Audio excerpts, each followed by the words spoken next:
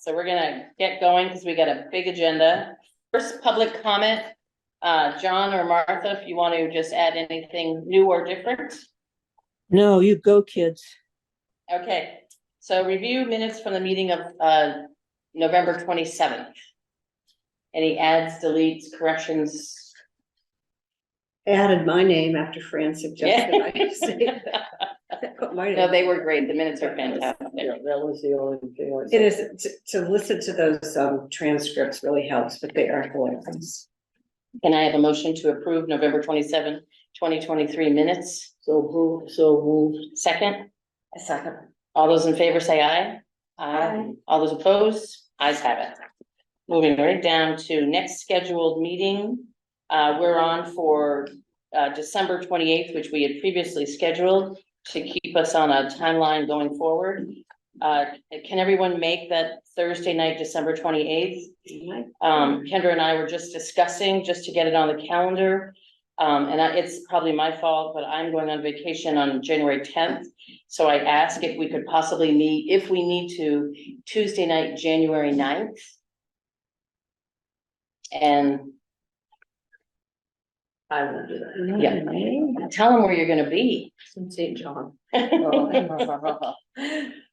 right, so we've got December 28th, January 9th for our next two regularly scheduled meetings. All right, so now we're going to, because John's here and I don't want to take up all of his time, we're gonna, if everybody doesn't mind, we're gonna wait for reports from members on research since the November 27th meeting, and we're gonna go right into Brown's Court. I'd like our table to do introductions for John, as well as I'd like John to explain who he is and his licenses, which unbeknownst to me, etc.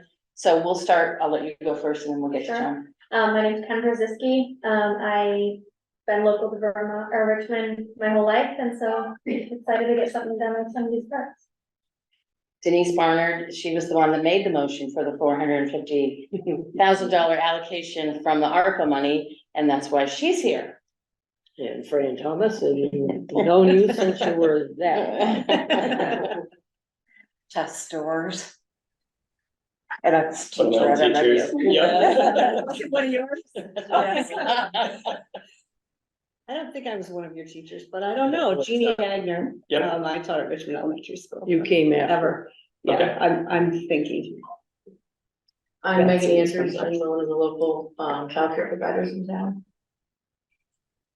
So, I contacted John, I was remiss, I'm just gonna say, I had no idea that he was a licensed architect. And then one day I was looking at some of his documents and I saw AIA and I'm like, what the hell does that mean? Because I know that some of the stuff we have to have a licensed architect, so I contacted John and a couple emails, had some conversations with him.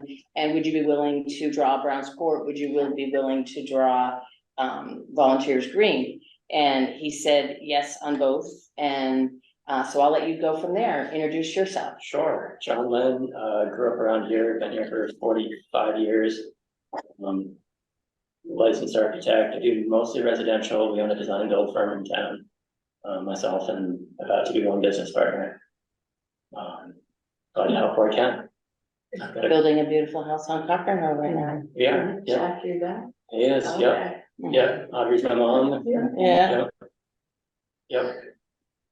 So I've got a couple of different things, the simplest, I guess, I've got a couple of different packages here. I apologize, I should have asked. Can we share the screen with Kendra? Not from here, Okay, perfect. yeah, 'Cause- Okay. so John asked you, can I do it by Zoom or can I do it via, actually come to the meeting? And I said it would be great if you could come to one meeting at least, just so we could meet you, we could, eye to eye, face to face and have conversations with them. And I'm sorry, Gary and Yeah, Josh. sorry. Okay. So Volunteers Green, I guess the thing I was most slated with was looking at an accessible ramp. I also spoke with, the zoning administrator and spoke with the structural engineer. I know they both have different elements in there. It's in the floodway. There's not a lot we can do permanently without triggering all kinds of problems. It would need to if we do a permanent accessible ramp, it would need to be within the footprint of the building. The ring of the foundation is pretty much untouchable. As far as I can understand, it's concrete and a lot of rebar. It doesn't make a lot of sense to do anything interfering with that. My immediate thought was, can we take fill from elsewhere on the site? So we're not changing the footprint of the floodway at all and slope up the grade around the front of the building. No accessible ramp needed, no guardrails, no one's falling off of it. The zoning administrator doesn't want to rule on anything until he has something on paper, understandably. Can I cut in for a second? Please. Monday, I am friends with Will Roy, who, do you know who he is? He is the head honcho for FEMA in the state of Vermont. Yep. He was on TV with the governor at every single press conference. And he oversees Vermont, New Hampshire, and a few others. And I was telling him the difficulty we were having. He goes, Denise, that's not true. That's not true. You know, he's not stuff you were saying, but stuff we had heard from our own town. And he asked me, who's our flood Zoning administrator. manager? No, there's a special title each. What is it? Yeah, floodplain manager, and I said, I think it's Tyler, but I'm not sure. Right. And before I'd even gotten home that night, there's a phone call saying, Denise, Tyler's your thing, this is your regional rep. This woman is gonna call you and she'll help you, our committee through it. Okay, But he said that we can do a lot more than we think we can, okay, and then they would also come to the table to help us, okay. which Oh, I know, if we could get FEMA here, so he has, and the woman has already called. And I haven't even called her back because I'm like, I don't even know what to say to her, just like, can you come to our meeting and talk to us? But Right. he said, no, he goes, you can do more than you think you can. Okay, So I just wanted to know that, and I don't know the technical terms to ask, but we have another person that we can contact with FEMA sure, that can also help Tyler as well. okay. So I'm sorry to interrupt you. Would No, they- that's fine. Would they come for a site visit? Oh, I'm sure they would, absolutely. Because they have people that do nothing but that. Sure, And I said, well, we can't do bleachers. Yes, you can. And he was like, okay, so, okay. So maybe you do want to do a ramp, anything over 6 Well- inches of rise needs a guardrail and all that, so it's gonna right, be. that's what a Fran had feature. intentionally, had first thought that maybe we could build it up. I don't know how you Yeah. worded it naturally. Naturally, it Right. would be, sloping, just adding fill, sloping Right. it away from the. Right, and you can't, I don't think. I don't could know. easily be proven wrong, but typically you can't add material to a floodplain. Right, But if you can take it from elsewhere on the site, so it's a net, it nets out. yeah, exactly, Mhm. exactly. And then it'd be an even thing, you wouldn't have problems with people falling off, you wouldn't be changing the structure, it seems like a really cost-effective approach. Right.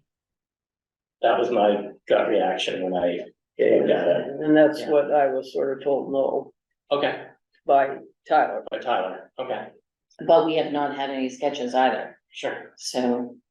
And I think that, hypothetically, I would be the same way. I wouldn't rule until I saw something on of paper. course not, We'd kind of need to know where we were taking fill from. yes.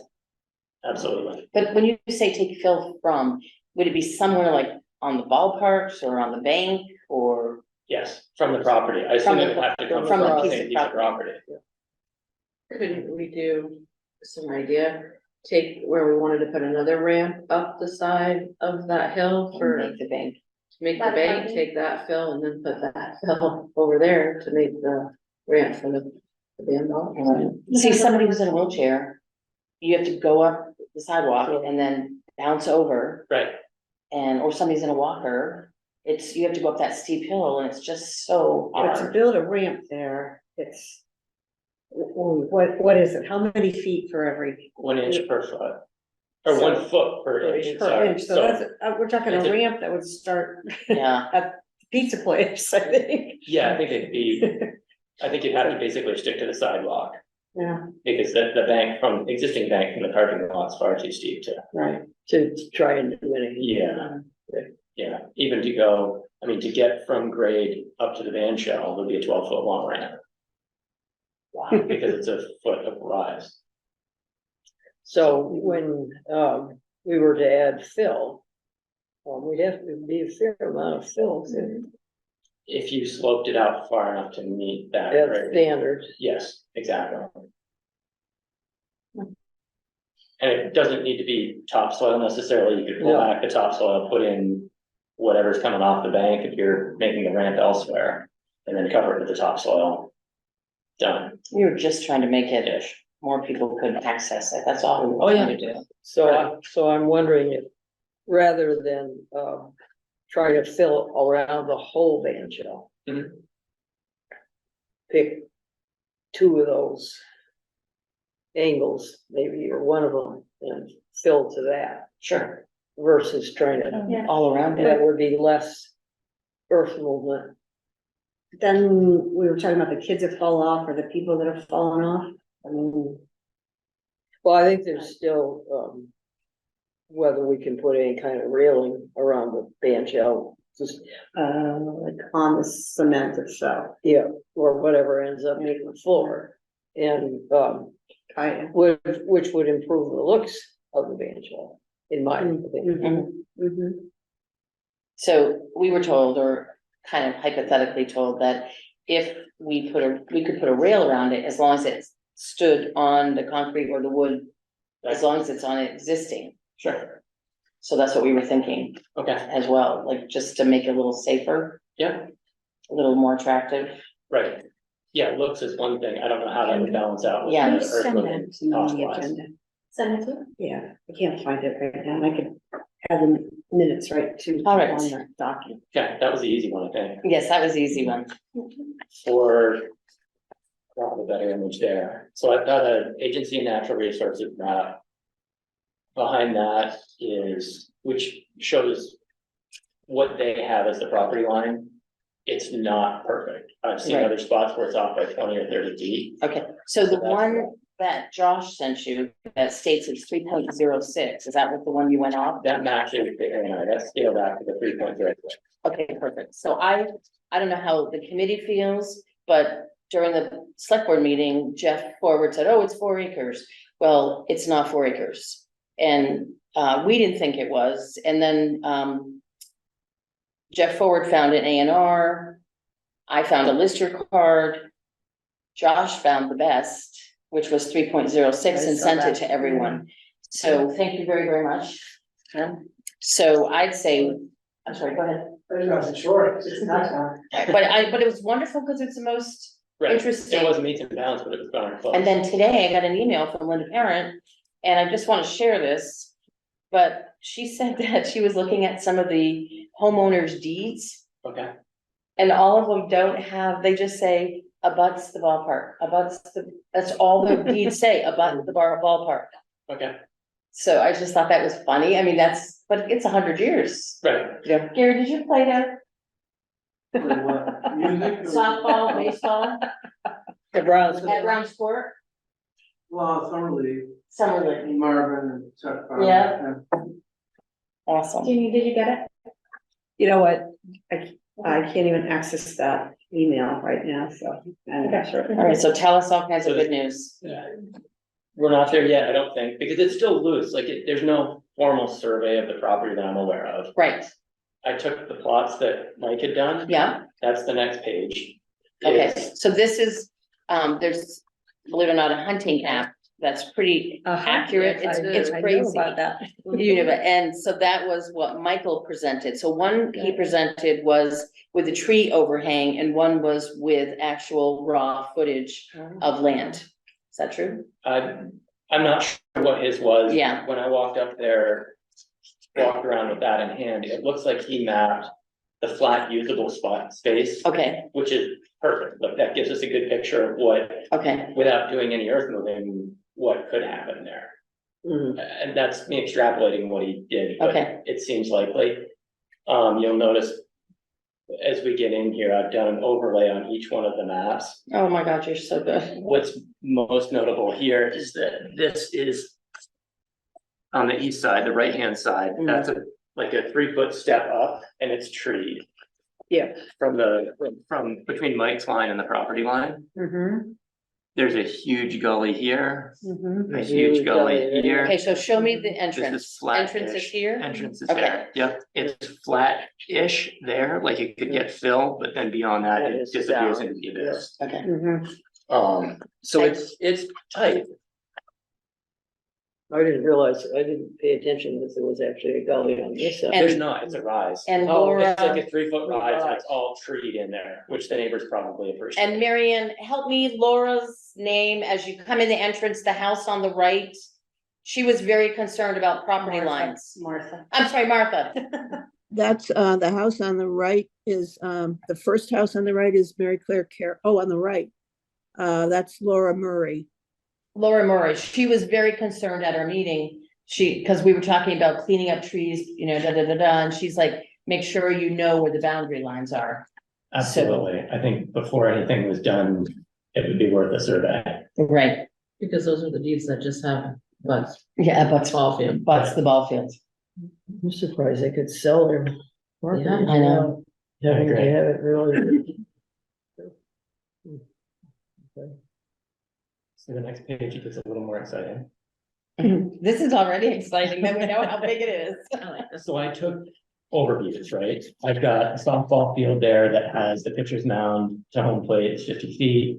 The fences are 220 feet from home plate, which works for the high school. Distance for their fencing, baselines are 65 feet. And this is softball. This is softball. Okay, perfect. Yep, And it was 250 feet. So that's two fine. hundred and 20 feet Okay. from home plate to the fences. So that's using where it used to be. No.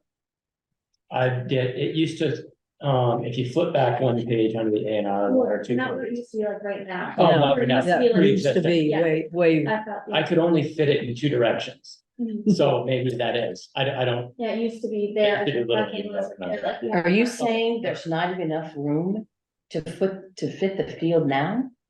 not in the direction it's facing. That doesn't meet Ah, the that's all. requirements, the softball requirements. Oh, this is It's not- wonderful.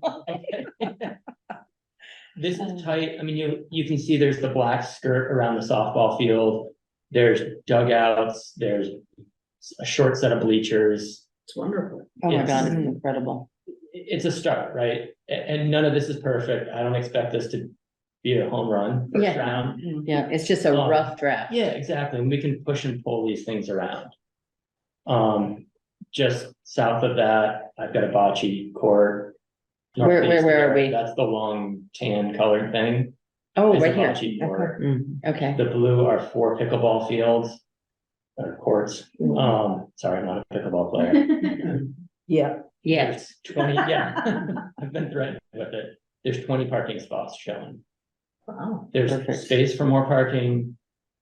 Things can move around. You'll see if you flip to the next page, that is the same orientation, but with Mike's property, with his boundaries. Okay, So we've crossed the pickleball courts, some of the parking. In order to create those, we've got to clear trees, we've got to knock that bank down. That's assuming that it fits, right? You'll also see the westernmost edge of that softball field is starting to run its way off the cliff. Mm, So if you were standing at home plate looking to the left, it's starting to. Here, you know what? I'll look over someone else's shoulder. That's the whole, that's the last 4 pages, if you put that at the end. That's the last. So it barely fits. If you hit a home run. Left-hander hits a home run off to the right-hand side of the field, that ball is gone forever. It's going down the gorge. I wonder if that's, I don't know when they changed the orientation from this to the current one. Yep, Do you know what the dimensions would be for middle school softball? not offhand, no.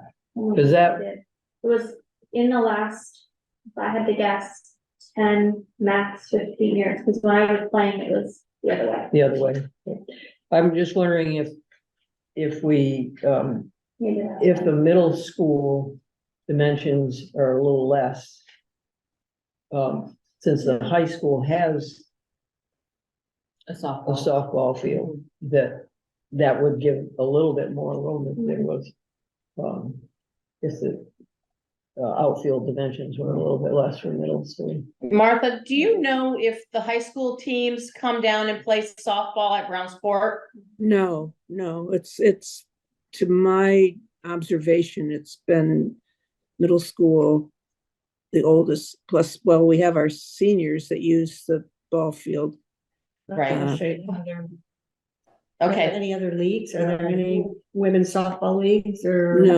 No, but use it. I think the only ones that use right now are really Little League, which, for baseball, it's 60-foot base paths, 200-foot fences, so I don't think it's any further It's the than. same. We had, 220. I'm at 220, but it's So, still, yeah, about right, 200. the field's about the same. And then the seniors use it a little bit, but I don't know, they have specific dimensions they need. Middle school is usually always up at the middle school, they have their own softball field up there. And then the high school, I think that's state of high school, so. In the last 5 years since I've been involved in Little League, that's just been all Little League softball and seniors. Okay. So it's gonna be pretty similar.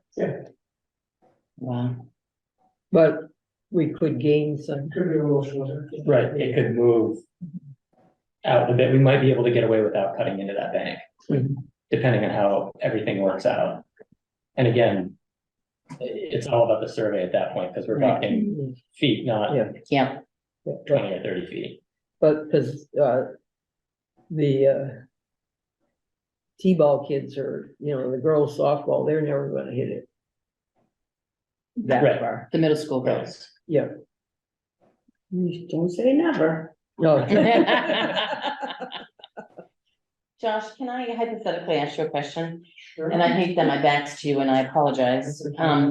Is it possible that we can, hire, a surveyor to, come to survey the Browns Court based on the map that you provided and the deeds, because that's what he does. And Brendan McEwen's son, and you may know his name, I don't know. he is a phenomenal surveyor. Chris Chris Haggard, son-in-law, Okay, and he's a phenomenal, surveyor. Yep. He's local, I think he lives in Bolton, West Bolton.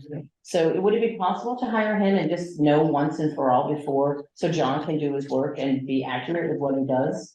Yeah, I mean, it's possible, I don't know, maybe just, if one needs ARPA money, just get authority from the board to spend some ARPA money to hire them and. Or could we do it, since they want to potentially, Barb wants to potentially put affordable housing there, could he just do it in his budget now and not use our ARPA money?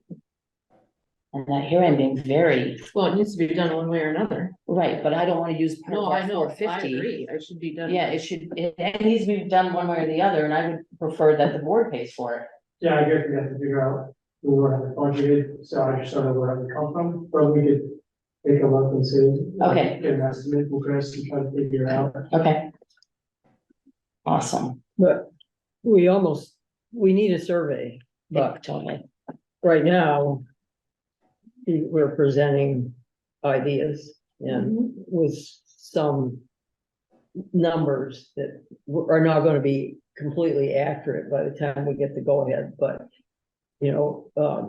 so a survey should be done sooner rather than later, but it shouldn't stop us Oh, from, totally, totally. presenting our ideas of what we want to do and what it could possibly look like. right. Right, So because I'm not an AIA, is this the only way the field can go? you're looking at, That's a good Fran one. flipped ahead one Yeah, page, I and so did. you're looking at the only other orientation I could put it and still get And I it don't to like fit. it. It puts a couple of the pickleball courts in the line of fire from home runs. It's, everything isn't as centered around the parking area. Right. In the original one, it was like parking, bocce, pickleball, softball, everyone's kind of congregating in the same spot. Here, it kind of stretches it out in Right. their orientation. It fits, but again, it's really tight. So the only thing I wanted to bring up when we were talking today that I think we kind of lost track of on this is the basketball Basketball court field. concept. And since it sounds like that won't happen at volunteers green, Megan, your original comment when we first started was that age group of those teenage Boys, boys, girls too. girls, What- teenagers. Yeah. Are we, is there any potential for that? I know that, I don't wanna replace any of the pickleball courts. I think that's very well received, whether, bocce ball versus basketball. I know that they're not quite the same age group and they're affecting different folks, but I don't wanna, just have it fall off and not reconsider our work. What's at the middle school for, there's one outdoor basketball court? What I if, believe it's one. and the school got money from ARPA as well. And I wondered if that's even on their radar, doing a really nice basketball court. Well, they have one. They do have. They, But they, outside. yes, outside. Mhm. In back of Campbell's home. Yeah. Do the kids ever go up there and play? Sometimes. Not really. Well, and I'm thinking not even just that, you're young adults. What Not about- necessarily right. get to the school. What about a half basketball court? Because in most cases, a lot of times they're just playing pickup basketball and they don't necessarily need a full court. And what if the other option too, is what if when Fran does the walkthrough with the FEMA representative? Because you are the expert on that. When we- Obviously, it would be down at Don. Exactly, I did, but when We can't FEMA get does that. the walkthrough, Wait this out. possibly, maybe they could, and we could say, can we do a basketball court? And maybe they would say, of course you can, and, we had talked about putting it Yeah. behind, next to the road, behind the playground, and maybe that's where it goes. Well, they paved the parking lot down there, why can't they pave a piece for basketball? Exactly. Well, the zoning administrator is impervious surface. Is a condition in floodways. Is the parking lot an impervious surface? Yes, but there's the amount of impervious surface A percentage? percentage of the whole Yeah, of the whole thing, thing. and that's when I was talking to him about a trail around, which would be impervious surface, so. We certainly would ask the questions. Right. Down there. One of the things that one of the playground reps showed us was like a multi-use court, Mhm. but it was, how much? It was something like 76,900. So we, But that didn't include freight, installation, marking of lines.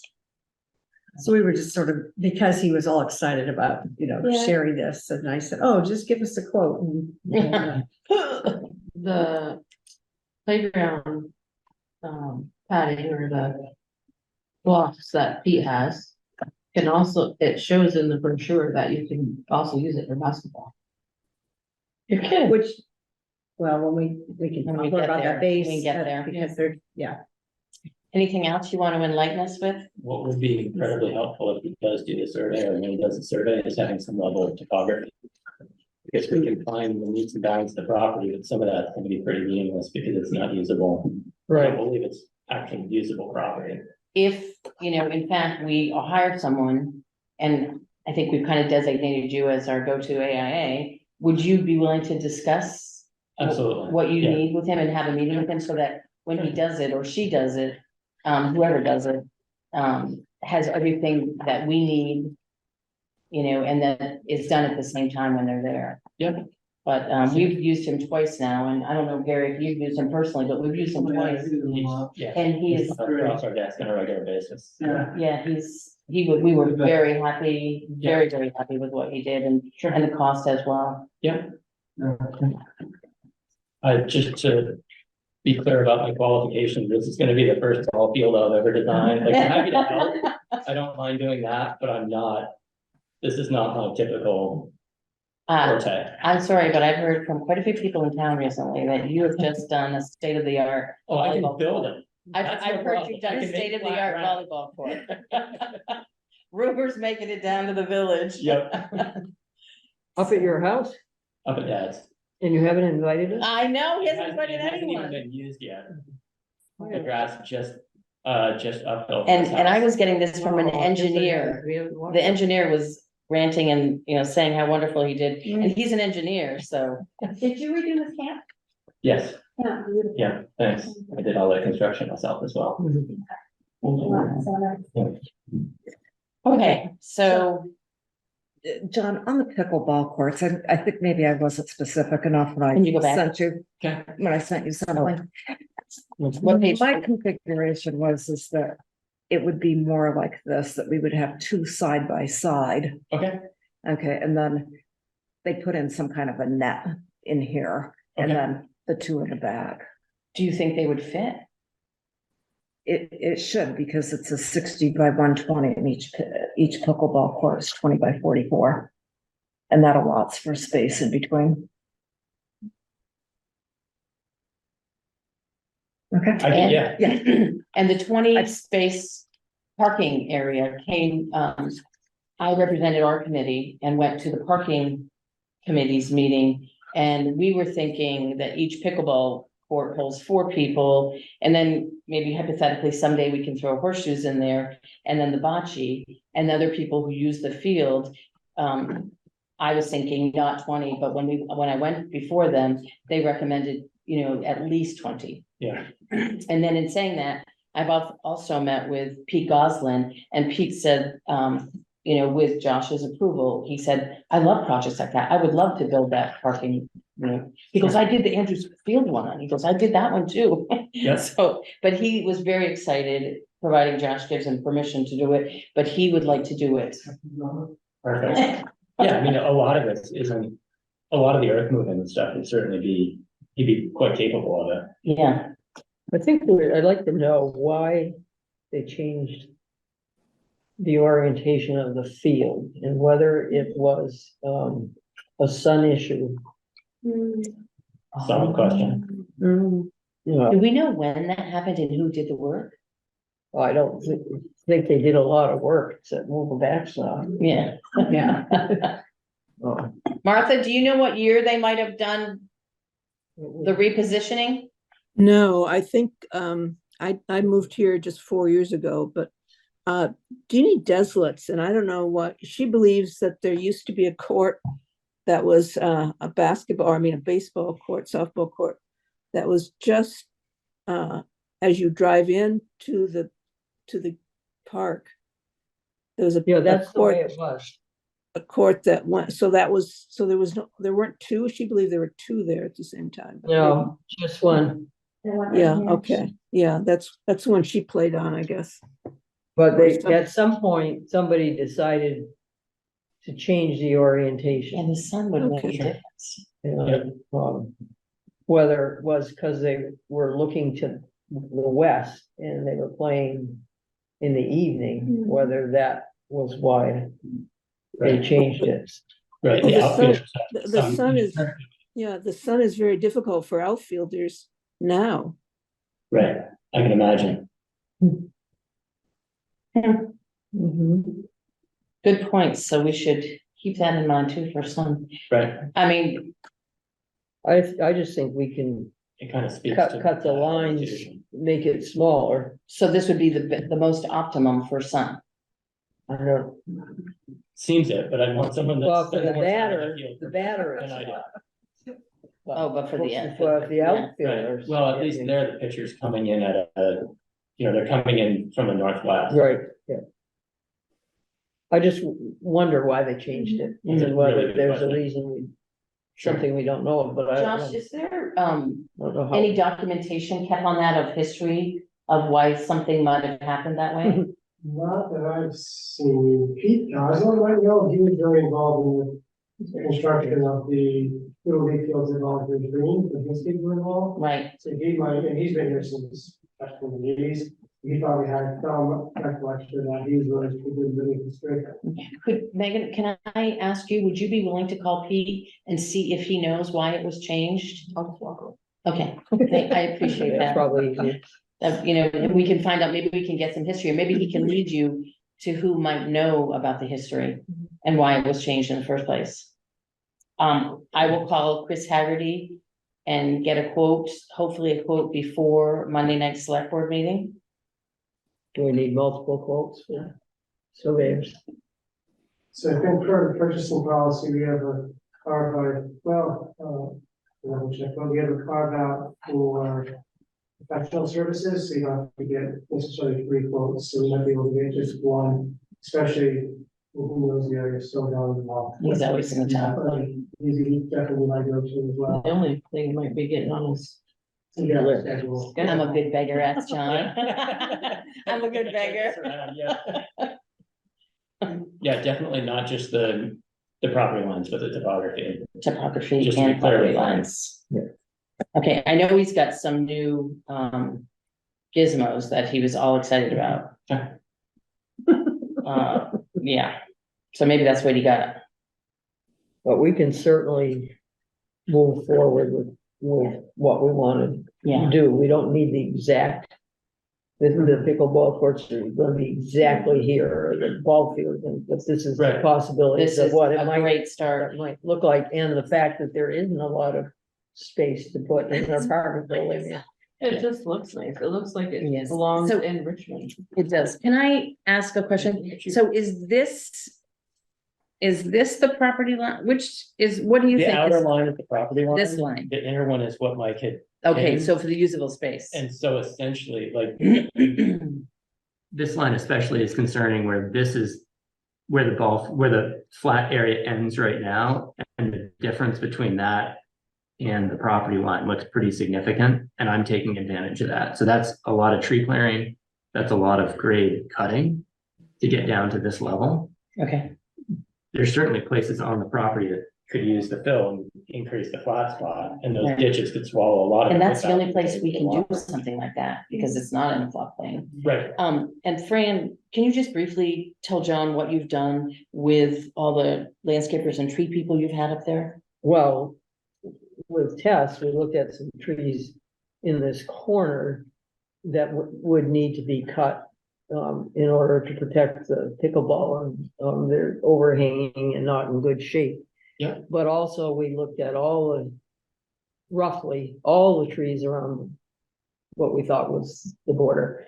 And as far as limbing them so that the overhanging branches that are getting very close to the ground, sure. they're like the existing backstop, there's some trees coming over there. Right. It was mainly cutting several trees up in the corner and then limbing all trees that look like they're safety hazards around the whole property. And they were, when we went up and met with the parking committee actually went up and met with us. Okay, And when we met with them, I noticed along this way, there was a lot of trees that were down that were rotting and just there. yeah, it's just a great. And I think just cleaning up the park would make a incredible difference. Yeah. I don't have a quote for that. Yeah, okay, we need to get one.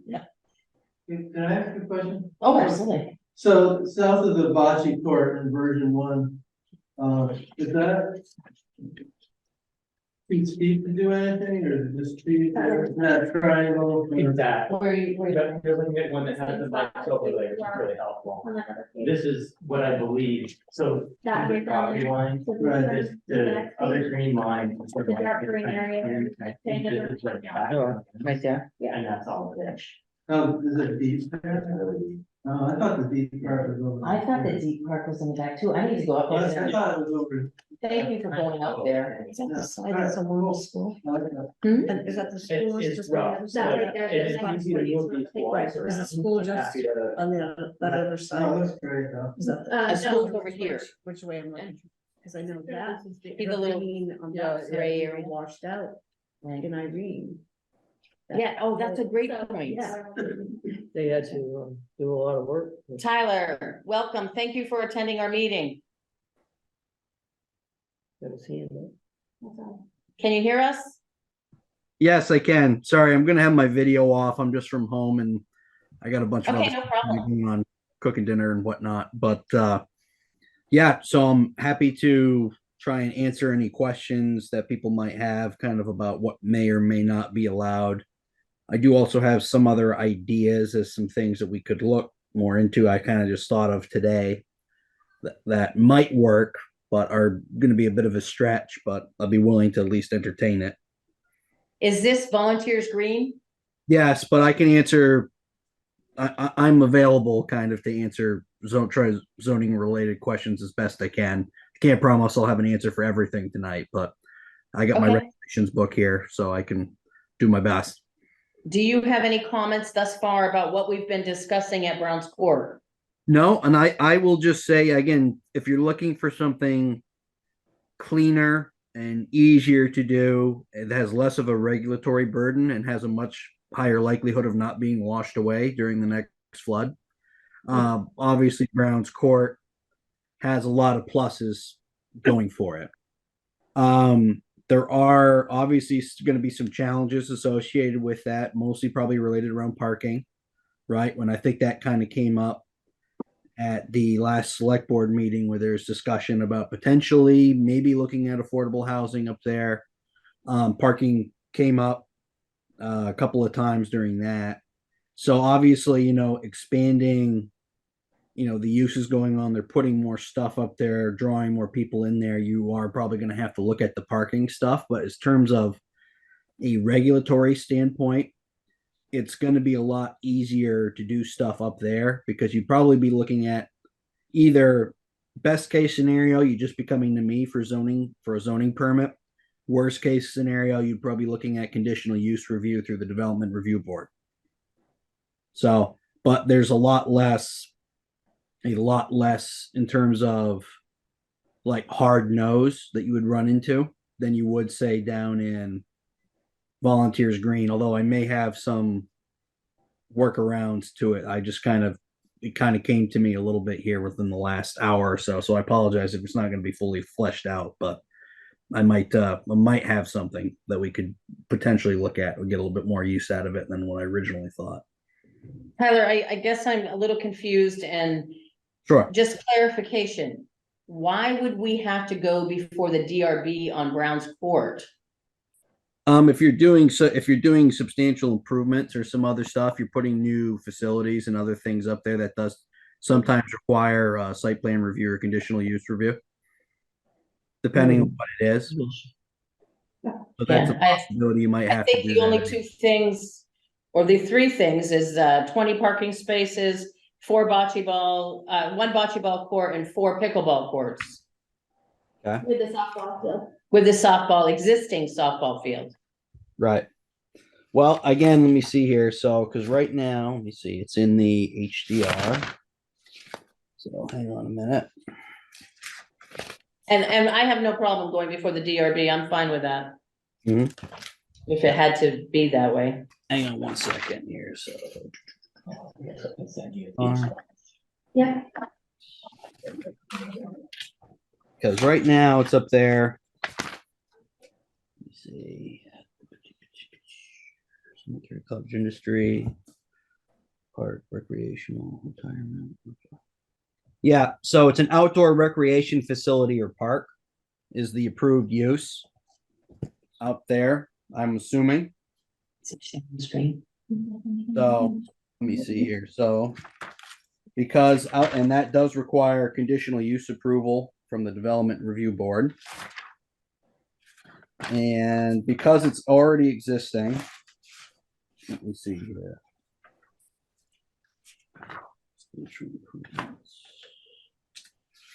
Hang on a minute here. Let's see here.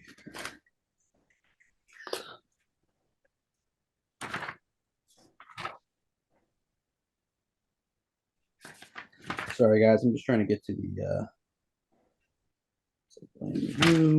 site plan amendments. Okay. So conditional use review requires site plan review.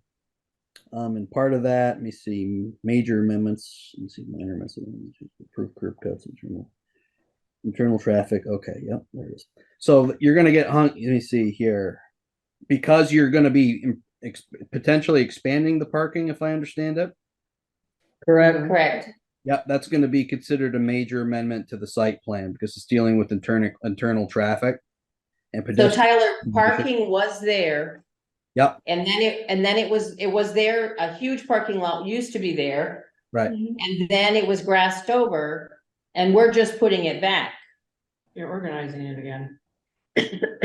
Right. Yeah.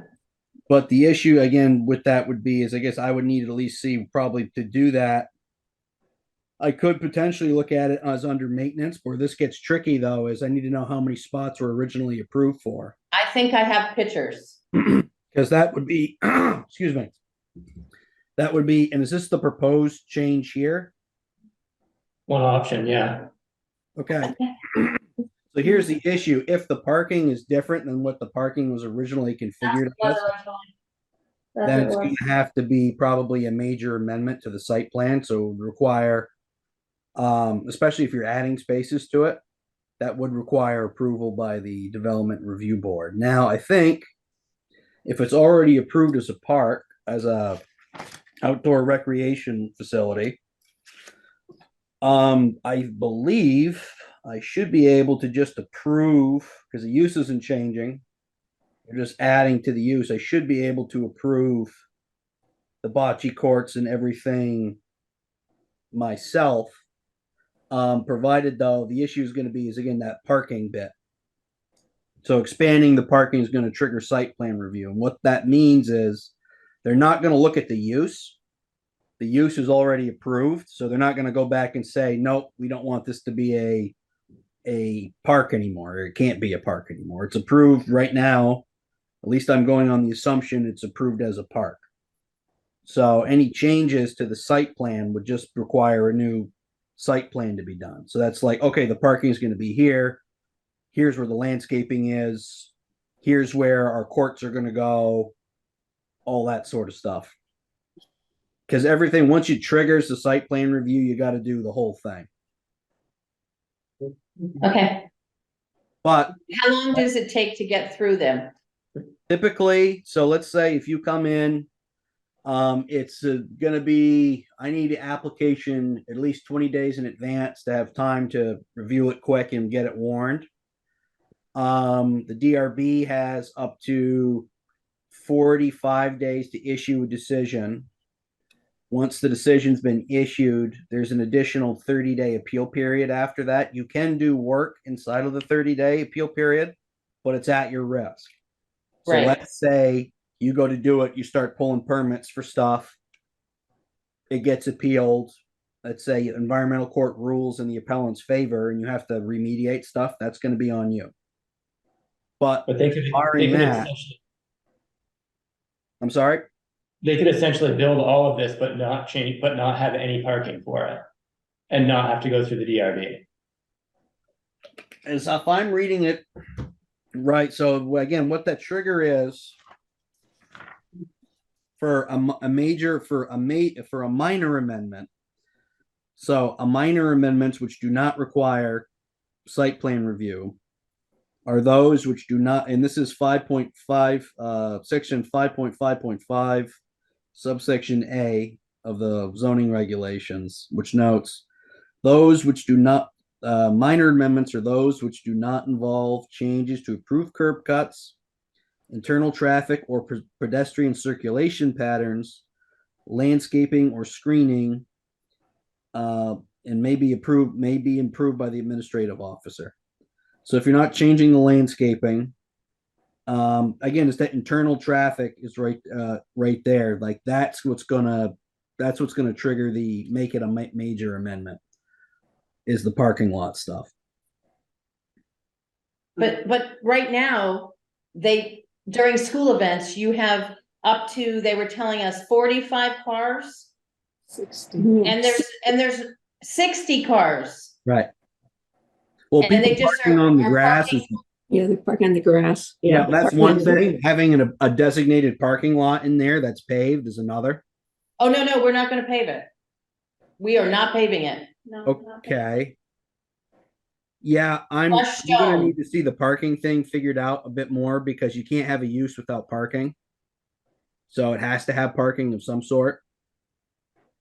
So, and it can't be grass, it has to be either gravel or paved. So we Okay, need to look at that a little bit more to figure out what's there. And if we look at it and we can find out, it's like, nope, there was existing gravel parking lots here and they've just grown in. And we could kind of figure out how many were there or what it kind of looked like. I'm game to play with that a little bit and see if we can't, okay, if I can just do it under maintenance. But if it's obvious, because at least seeing here, it's like, how many parking spaces are you proposing, or is this just a mock-up? That's a 20 parking spaces, and I was gonna ask John if some of those are designated handicap. Right now, they're all the same size. None of them are large enough to be handicapped. Okay. Did you hear his answer? Yeah, so that's another issue too. Probably we would need to probably have an ADA space marked out. And agree. again, the thing that I'm kind of popping to mind, which is more similar to this, would be the Beacon Preserve parking area, which was approved last year by the Development Review Board, because that approved them to put in a gravel parking area. They don't have to be, technically they're supposed to be hard surfaced, either concrete or asphalt, unless that's waived by the DRB. So you just have to request a waiver for that. If you want to put gravel, that's fine. And I would be surprised if they didn't approve that. I can't speak for the board, but that's, again, I would be hard pressed to say that they wouldn't do that. But that's not a guarantee of anything. So at a minimum, to kind of use that maintenance thing, like for example, like I'm looking down here and I could see like a little bit of gravel below where you're showing that parking. If we Right. can see historically that that parking extended up into here and was Gravel or used dirt. as paved and was dirt, then we're going to have to go back and approve that, or what the dimensions are. And again, we may want to just do that anyways, because there are certain requirements to like how wide the parking aisles have to be, how long, all that sorts of stuff. Like there is a lot that goes into parking, unfortunately, but we can, and the DRB does have the ability to waive some of these requirements. But again, it does require you to go before the board to do it. Okay. But I think again, it sounds a little scarier maybe than what it actually is. A lot of really the site plan review stuff, it's essentially if you check the boxes, right, you get your approval at the end of it. That what we're not looking at here, we're not relitigating the use.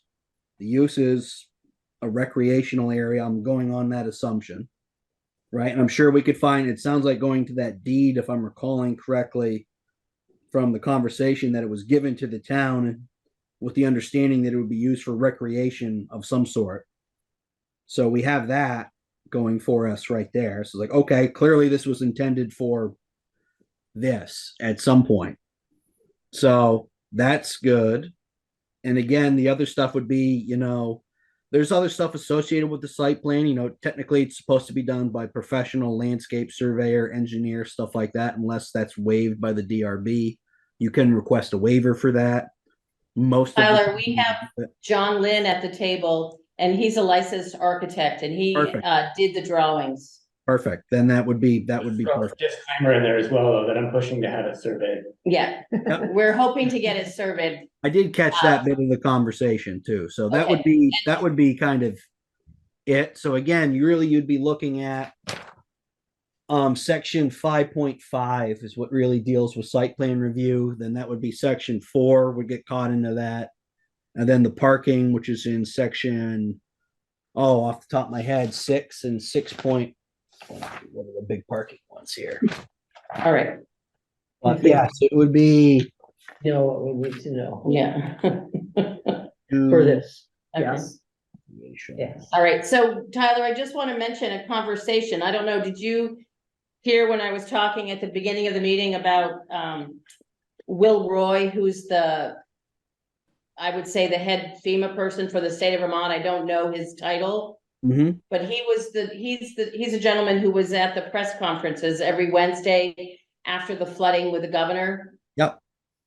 So I was telling him that we were having some difficulties with Volunteers Green because we can't put bleachers in and we can't do this, we can't do that. He goes, who said you can't? Yes, you can. And I told him we were having some frustration because our hands are pretty much tied. And I was telling him about the handicap accessibility at the band shell, for instance. And he said, he goes, what's the title again? What's your title, Tyler? Yeah, so among other things, like it's the floodplain manager.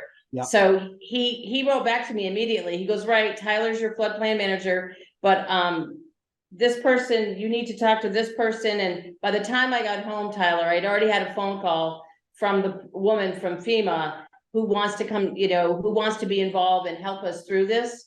So I was hoping Fran would take the lead with the FEMA people when they come to town. If you could be a part of that, and maybe Josh as well. Yeah, well, I would have to be just because I'm the floodplain coordinator anyway, so Okay. whether and I I'll- want to or not is more or less Yeah. beside the point. Perfect. So And we again- appreciate you being here, and we're gonna continue having you in our conversations. So. Okay. Did Can we you move want me to from touch on Brownsport volunteers to green at Palm all? Street, I think we should But- talk about just at Brownsport where we go from here and whether we wanna be proposing something to the select board, whether we need additional quotes. Where do we go on Brownsport from here? So I would like to propose that we go to select board meeting on Monday night. We're on their agenda.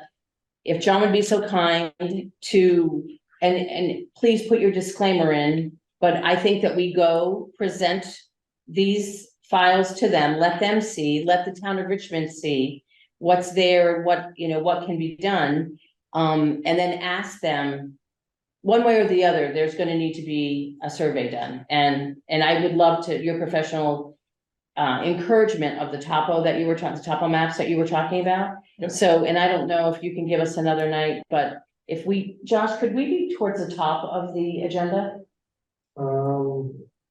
Let's see what I can do. Okay, so if we could be at the top of the agenda for Monday night, I'd say present this to them to let them see it once and for all at 3.06.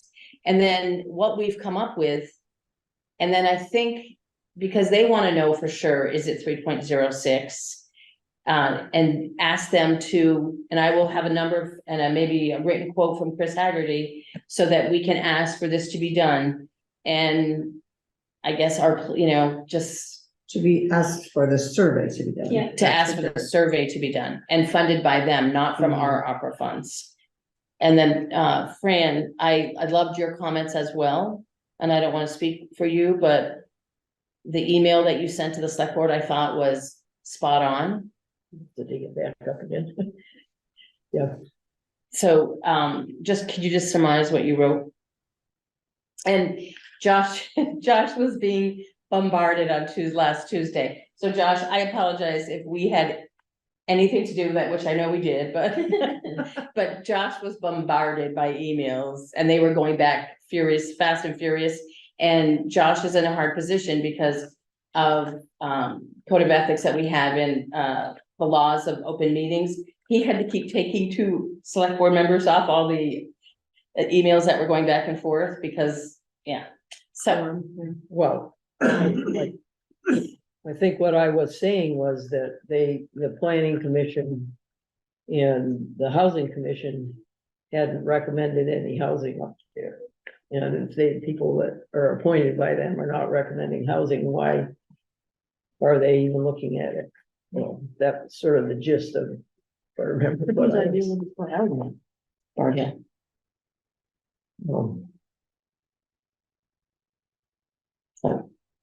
Okay, do we need to make an action to bring this to the, I mean, if you guys don't agree, I mean, we're a committee, Yeah, we all work together. Right. But if you don't agree, please speak up and your opinion's just, as valuable. Does it make sense if I'm going to present something to the select board, we just look at one version and one just super basic in the beginning? It's just to give them a sense of how much land is there. Right. And what we could do with that land, and thus there's not a room for housing. Okay. Because there is talk of, you could have a ball field and housing in the same. Maybe I'll take a version instead of this page, of the page frame that you've got pulled up that has Mike's boundary. And I'll just highlight that so that to illustrate where the flat ground is on there. this one also, because this shows that. Yeah, how it is same right one. now. Oh, Is that this is the setup right now, which technically is not, no, it's actually spun 90 degrees. is it? That's the one he tried to fit in there to give it more space. So it's like, None No, of those files, okay. sorry, these are the ones I sent Okay. to Denise and doesn't include the, right now, you can just see it on the left-hand side there. Beyond where I'm showing the ball field is home plate. okay, it's right here, right now? Just above your cursor, you can see the right hand. Okay. Yeah, Right? yeah, exactly. Yeah, there you go. Yeah. We don't want you to get involved in the politics of. Right. Oh, I don't want to at all. But I- No, no, but what I'd But I like to want show you them there so you and can option. explain it. Yeah, where we think the flat area is, where we think the usable area is. Yep. And not have to, And then if Say you we could enter a explain bunch why of you think it's so important to have the topo map too, you Sure. know, you know, and I just, think that'll help us, Just that'll here. help us. yeah. I thought what you presented us tonight on Brown's Court was phenomenal. Yeah. Yes. I mean, and it was, But it really start. showed it's a great start, exactly, Mhm. exactly. Now, would you be able to turn the courts around, The pickleball. I right, can- before? Yes, what I'd love to do, instead of showing something that none of y'all have seen before, I'd love, if I can get your email addresses and send it to all of you, and we can pick a She'll version. send you, oh, that'd be great. perfect. And then also, and we're getting into, you know, deep details, but when I talked to, oh my God, P. Goslin. He said, Denise, he goes, there's already water there. So he said the water is right here, it's It already, is. That's it's where- just capped off. He goes, it's all ready to go back up. Oh, So sure. we thought of a modern water, tank facility, one to, on the bottom, it feeds animals, and then it fills the water bottles of the kids, and then there's a water fountain too, it's pretty cool. Yeah. So he said, it's all there, you just have to pop it on it. Yeah. I'm like, okay, but he said it's right in the corner on the left as you drive in. Okay, Let's hope it's on Richmond's land. yeah, So do we need to vote? John, this section in here, is that usable space? yes, it's flat ground right now, yes. Are you Okay. thinking, I'm thinking that maybe that's where would the bocce courts fit in there? What I was trying to do is keep other people out, well, keep things close to the entrance, but also keep people away from home runs, Okay, people and Okay. cars. okay, But absolutely, yes, that is space that right now is not utilized. okay, or even horseshoes, maybe Right. Down the road, yeah. down the Right. road? okay. Just a thought on home runs versus foul balls. Yep, I think Yeah. you're gonna get more foul balls back Oh. toward the parking lot than you are home runs. okay, You're just going through a lot. okay. I'm a little optimistic there. 12-year-old little league here, I saw like 5 all season. Okay, So there's not. that's great There's a feedback. larger threat as well as just going back to the next Okay. one. Ross, do Maybe- you have any other comments or He Gary, used to since park you're here? their car No, I sort of. back in the back. Okay. He heard the cars got hit with bullets coming yeah. over. When I used to go to games. Okay. Yeah, And that's kind of, yeah, what Josh was saying too. they would go right over the backstop. Things are great at hitting foul balls, not so great at hitting home runs. That could change, Right, but, yeah, we'll get a lot of 200 shots. okay. So, any other comments or is everyone feeling positive? Yeah. Asking the select board for a survey? Absolutely, so I don't, my question is, does it need a vote? I don't Things that I we, feel like. I mean, I don't know how our we're committee select board just operates. to Show that we all agree. Oh, our unison, exactly, you're absolutely right. That's the only, Would you like to make a motion? sure, so I'm gonna make a motion that we be asked to be on the select board agenda for Already Monday's are. meeting. And that we present, John Lynn's to be slightly modified, what is it called? Architectural Architectural designs, to get approval for a surveyor. Well, we're also trying to get a sense of. Can we move forward? Right, You know, are we gonna do all this work and To get a surveyor and to continue. working on a working towards proposal? A proposal for the park. so at the select board Monday night, and I know it's gonna be crowded. Right, Martha? It's gonna be crowded, and I would really like if, we may not all be able to sit at the table, but I would love us all up front at the same time, just to show our unity in our committee, and that these are the people that have been working since August 19th. And now you're at this hour. What happens about a quorum if we are at a quorum at the select board meeting? Okay, okay, just making Okay. sure. Yeah, that's a good question. What was the answer? You're fine, because it's a warned public meeting, Got you can have your quorum there because it's recorded. Yeah, fine. Okay, Perfect. So can you attend Monday night? Yeah, I'll talk to Josh if I should be there or be virtual so that we can have prints or. If you're there, if you, either way, if you bring a laptop, I can let you share your screen. Okay, If you Can you want to sign do it? that, you can, That's all it is. or whatever works for you. okay. It's Monday night at 7. Monday night at 7. So, And this may not be the final plan, but it's to It give won't them, give Yeah. them an Right, right, idea of, yeah, this is what we would like to do, and this is how Until we much get the space survey done. there is there. Yeah, so do we have a second on Kendra's motion? Second, All those in favor signify by saying aye. Aye. All those opposed? Great, we're unanimous. Perfect. Thank you, thank you, thank you. no Thank worries. you. So we're Thank trying to, I think tonight, we're just trying to, and thank you for presenting, volunteers green, but I think we're gonna, for you, just concentrate on Brown's Court to get that going and Perfect. moving full steam ahead. Gotcha. Yeah, these are Yep. great. They are. Yeah, I get it. this is my dream to have somebody do that. I know, isn't Would it? have been my- Denise, Thank if I- Denise if for I helping me in. could. I don't think I ever actually said yes. Doesn't take no. Yeah. Please, no. I begged, I really begged. All right, Denise, so here we are, moving on, let's go. You really need to go back to Tyler now. Oh, yeah. Denise, I'm so sorry. Yes. but Yeah. If I could just brief aside, what you guys just showed for Brown's Court.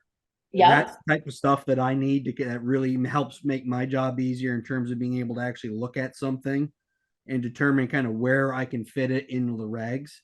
Because having something concrete like that, just and this has, I think, been part of the problem that I've had just in discussions, not just with you, just with people in general about this, is we have kind of more hypothetical conversations. And I just can't really give good answers because there's just so much that goes into, determining kind of what something is and what permitting pathway it has to go through, that the more detail I can get on the front end like this, like I don't need stuff to scale or anything, but just having this really helped me understand what it is that you guys are trying to do. And I could be like, okay, these aren't issues, the parking's an issue, and we can kind of help kind of steer us in a better direction. That's all. Tyler, I don't wanna, over inundate you with emails, but do you mind being on John's email list so that every time he updates this drawing, you get the most current copy? Sure, I'm fine with that.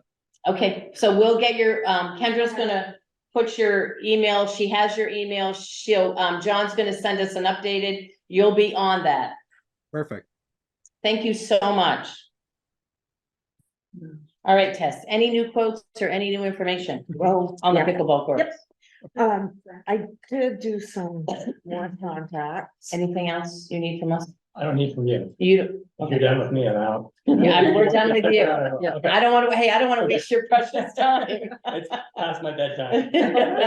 Thank you. Thank you, that was. Yeah. Thank you, John. Thank So you. fantastic. John, I apologize that I wasn't clear, like on my. Oh, pickleball Tess. court. It's not gonna take any time. We'll try.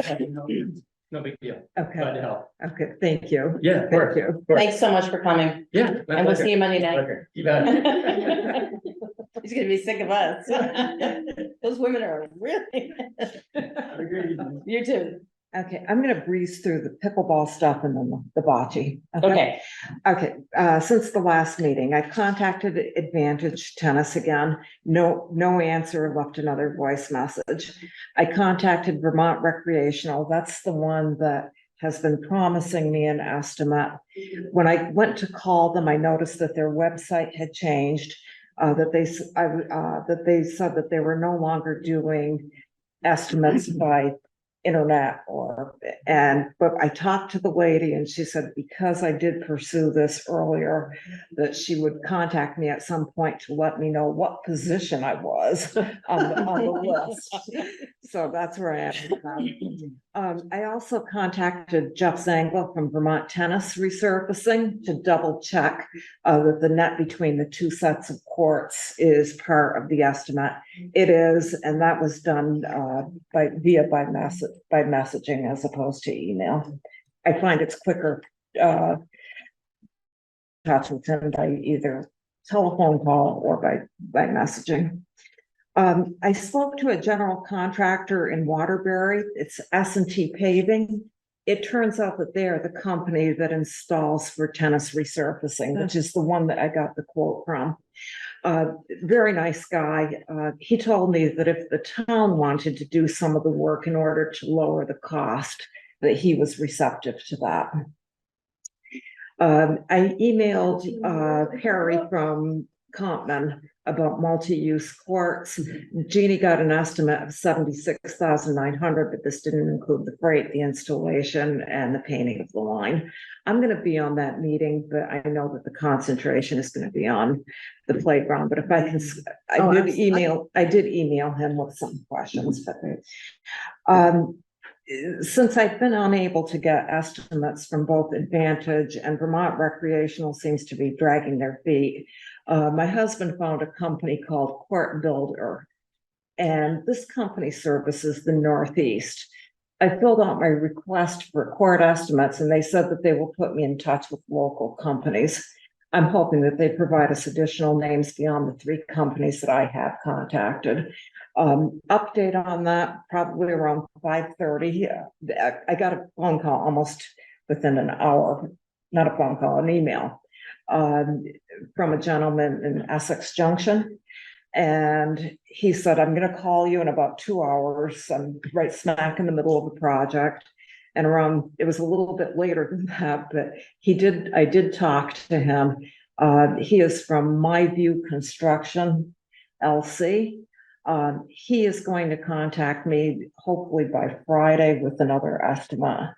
I have some concerns. He's new at this whole project. So I think it's the kind of thing that I do want an estimate, and I do want to talk to him. I did suggest that he stop over at Pearl Street Park and take a look at their parks.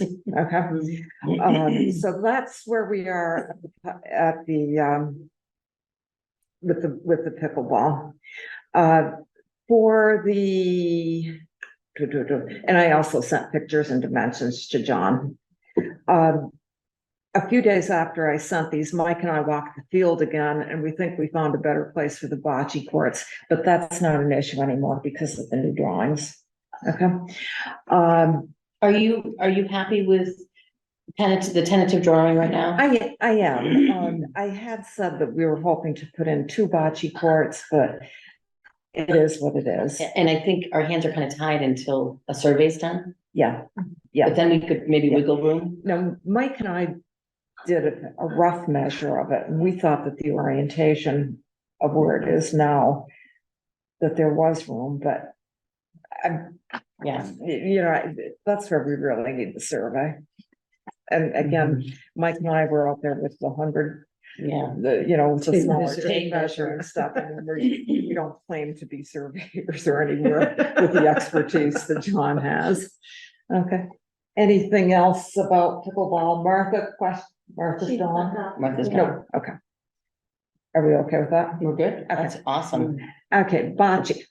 I've been in contact with Jack Flynn. I was given his name originally, and then I think at our meeting at Brown's Court, somebody else mentioned him. And with his help, I was able to contact a gentleman named Lou Danielsax. This gentleman built bocce courts in Grand Isle.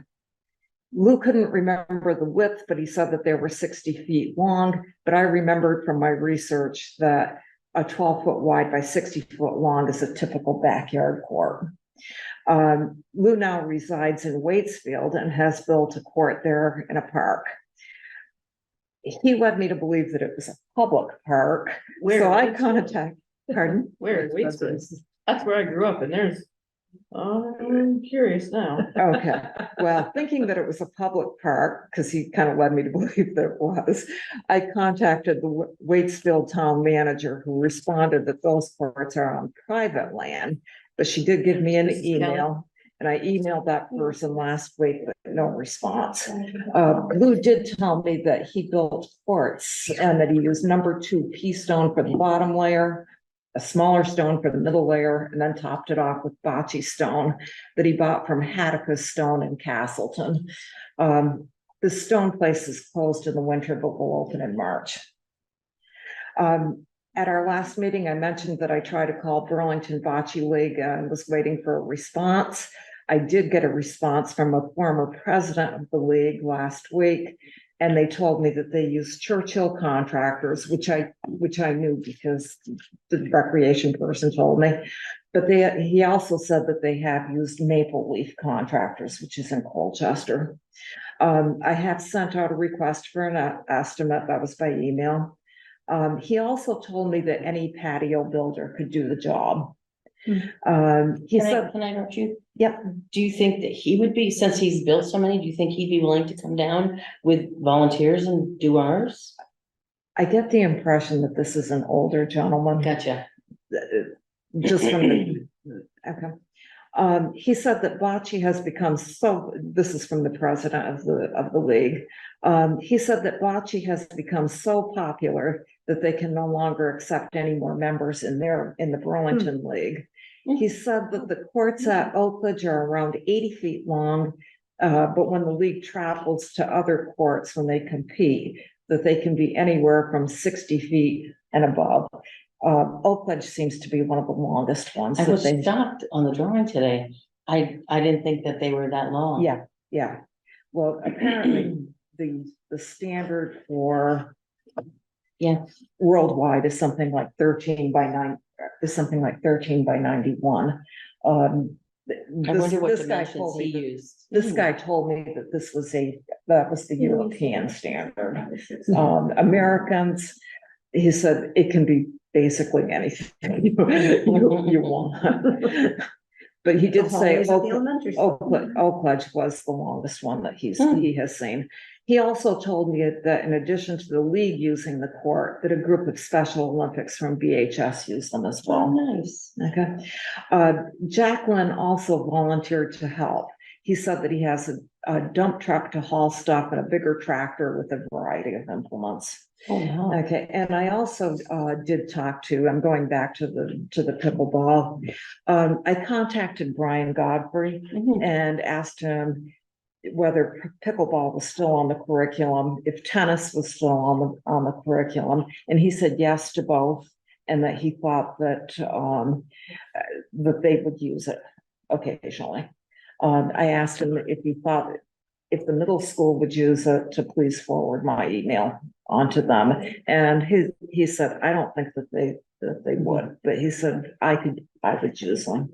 So that's my. Do you think that we should possibly let Brian know what's going on and invite him to Monday night's meeting?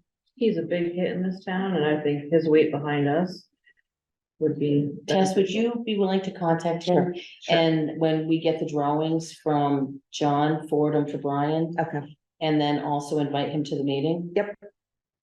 I mean, if they're teaching it as a curriculum, kids are gonna wanna do it somewhere. yeah,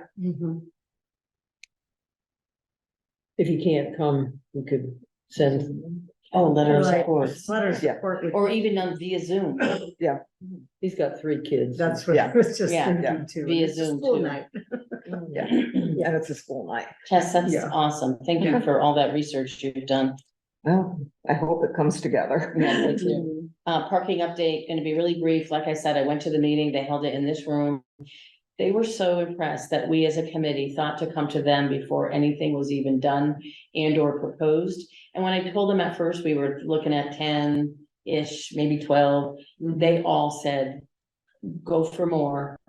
Because you never have enough parking, and then they're like, each court, you have 4 courts times 4 is 16 right there, if you have bocces, and so they said at least do 20. And I told them that before we did anything, we would come back to them with our plan so that they could, give us suggestions. One thing that they did do, which was wonderful, they said that we need signage, like the handicap signage. We need the parking signage and making sure that, like if it's P-stone, that there's good ropes off, front and back if they're facing each other. But they said signage was really important, and especially a sign to say no overnight parking. Yeah. Good point. Yeah. So, but I told them that before we do anything, we would come back to them, and they were so appreciative, and they're like, we can't believe you're coming here before. Usually we're an afterthought. I said, well, we thought we'd come, but they were great and very supportive. So I told them that we would be back. That's good. Fran, tree removal and pruning, any updates? Well, I got some new quotes, but I think, from another, from, mow, mow and maintain.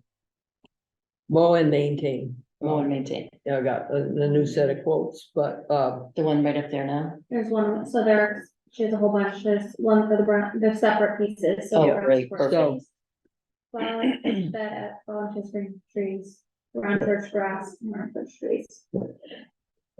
so How'd you those would all, particularly when, at Brown's Court, if the orientation is different than things we were looking at, there might be Yeah. the more stuff that needs to be done than what we have. And Fran had a great idea at Browns Court too. Can you talk about the noise barrier you were thinking about? Oh, yes, I did think realized we should be, alerting the neighbors on Burnett Court. That and that maybe we could put a row of cedars or something, on that, along here. So, cause these houses are further away. But we might think about a cedar barrier as a noise barrier. They were, going back to the parking, one other thing they said they were concerned about overnight, and I said, no, there's not gonna be any lights whatsoever. And so they said, oh God, no problem. Yeah. Okay, where are we now? That's all for Brown's Court. Unless anybody had any other items to discuss? All right, we're on to Volunteers Green. And playgrounds, go ahead. Should Gary's here? Oh, does anybody mind if we move Gary to the top so he doesn't have to wait? No, please. Gary, I'm sorry. It's no You problem. should have hit me before. Do you want to come over and join us? Sure. No, I'm really happy to be here for John's presentation. Oh, good. Really good. So I'm here for two reasons. One, for Van Shell, one for fence at the township park.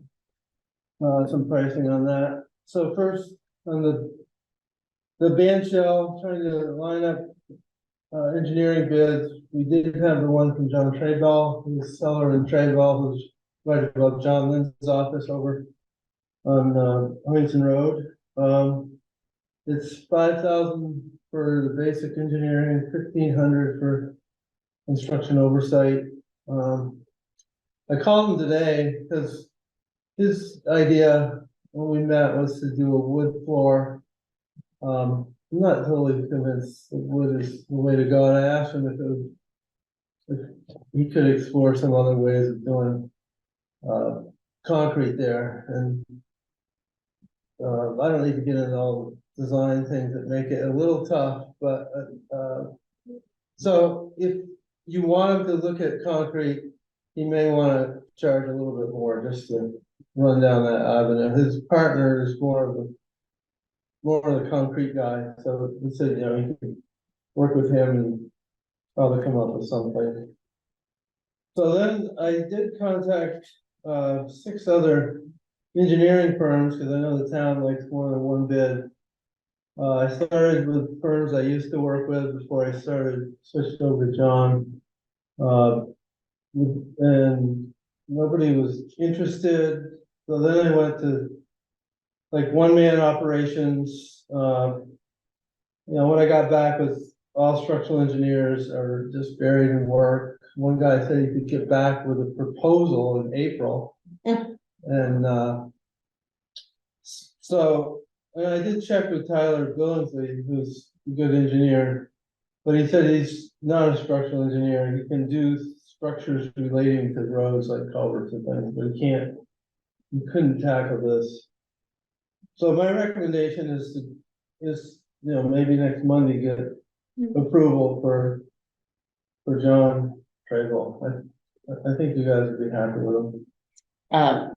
And the person I spoke with, they came very, very, very highly recommended. He's really a great guy to deal with, very flexible, very quick. So the estimate that you would be asking for is 6,500? So, yeah, so that's 5,000 design and 1,500, and if your committee wants to have them look at concrete, So add another 1,000. I can don't you know. just elaborate why you're not interested? You don't think the wood flooring would be? I don't think Richmond has a great history of maintenance. And, No. and I just think a wood floor is gonna be more maintenance. Sure. Yeah. So, Yeah, How does he fit in with, Miles? so Miles gave not a formal bid, but he gave a bid of what he thought should be done when we looked at it.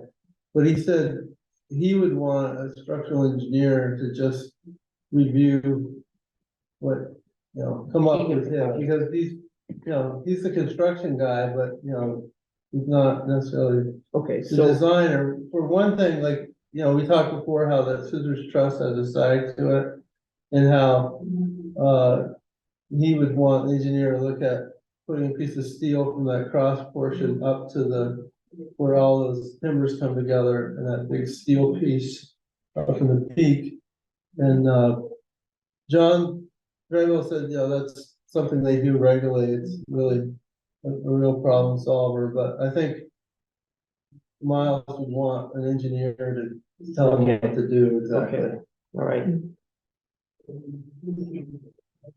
so do we have a motion to bring another proposal before the select board? Hey, we might as well go. Another motion to, and Gary, just I wanna make sure, $6,500 for the structural engineers to do the scope and it would be the scope architectural drawings for, Figure out a solution and draw it up, and then, the oversight, which is, 1,500 is pretty minimal, but okay. Now, because you're, like, we are not the experts on this and the conversations you've had, would you be willing to come? And I just don't want us to get there, ask for this, and not be able to answer the questions Yeah, no. that you've discussed with the firm.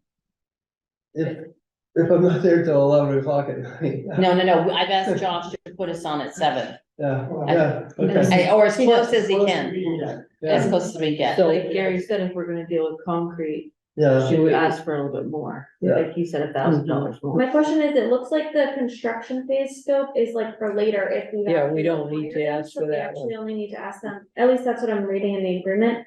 It's really the 5,000 for now. yeah.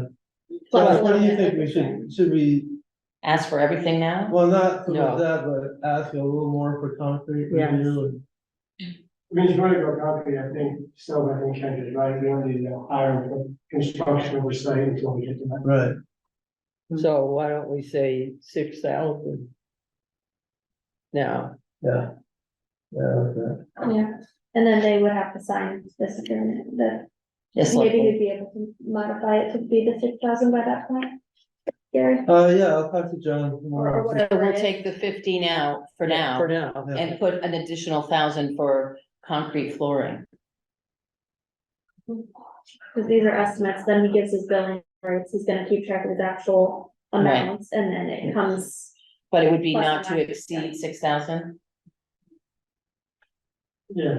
Yeah, I think they would just go for approval. And I- He's got- if it can- And if he doesn't have a final proposal by next week, I can, sign the final one. Okay. If we have a approval by the board. Oh, so do we wanna just submit this one, Josh? Well, I mean, if you can update it, that's always better. Yeah, would be Yeah. better. I think we have time. Update it, If you can't do it in time, like, I don't, let that hold. okay. Okay, so now we gotta make a motion. So would you open it up and present this portion with Gary? Would you be willing to do that? Awesome. Is that okay with the board? Can we have a motion? For a, base scope of services to include concrete options not to exceed $6,000? assuming 6,000 is the new number. It's assuming the 6,000 is a new number.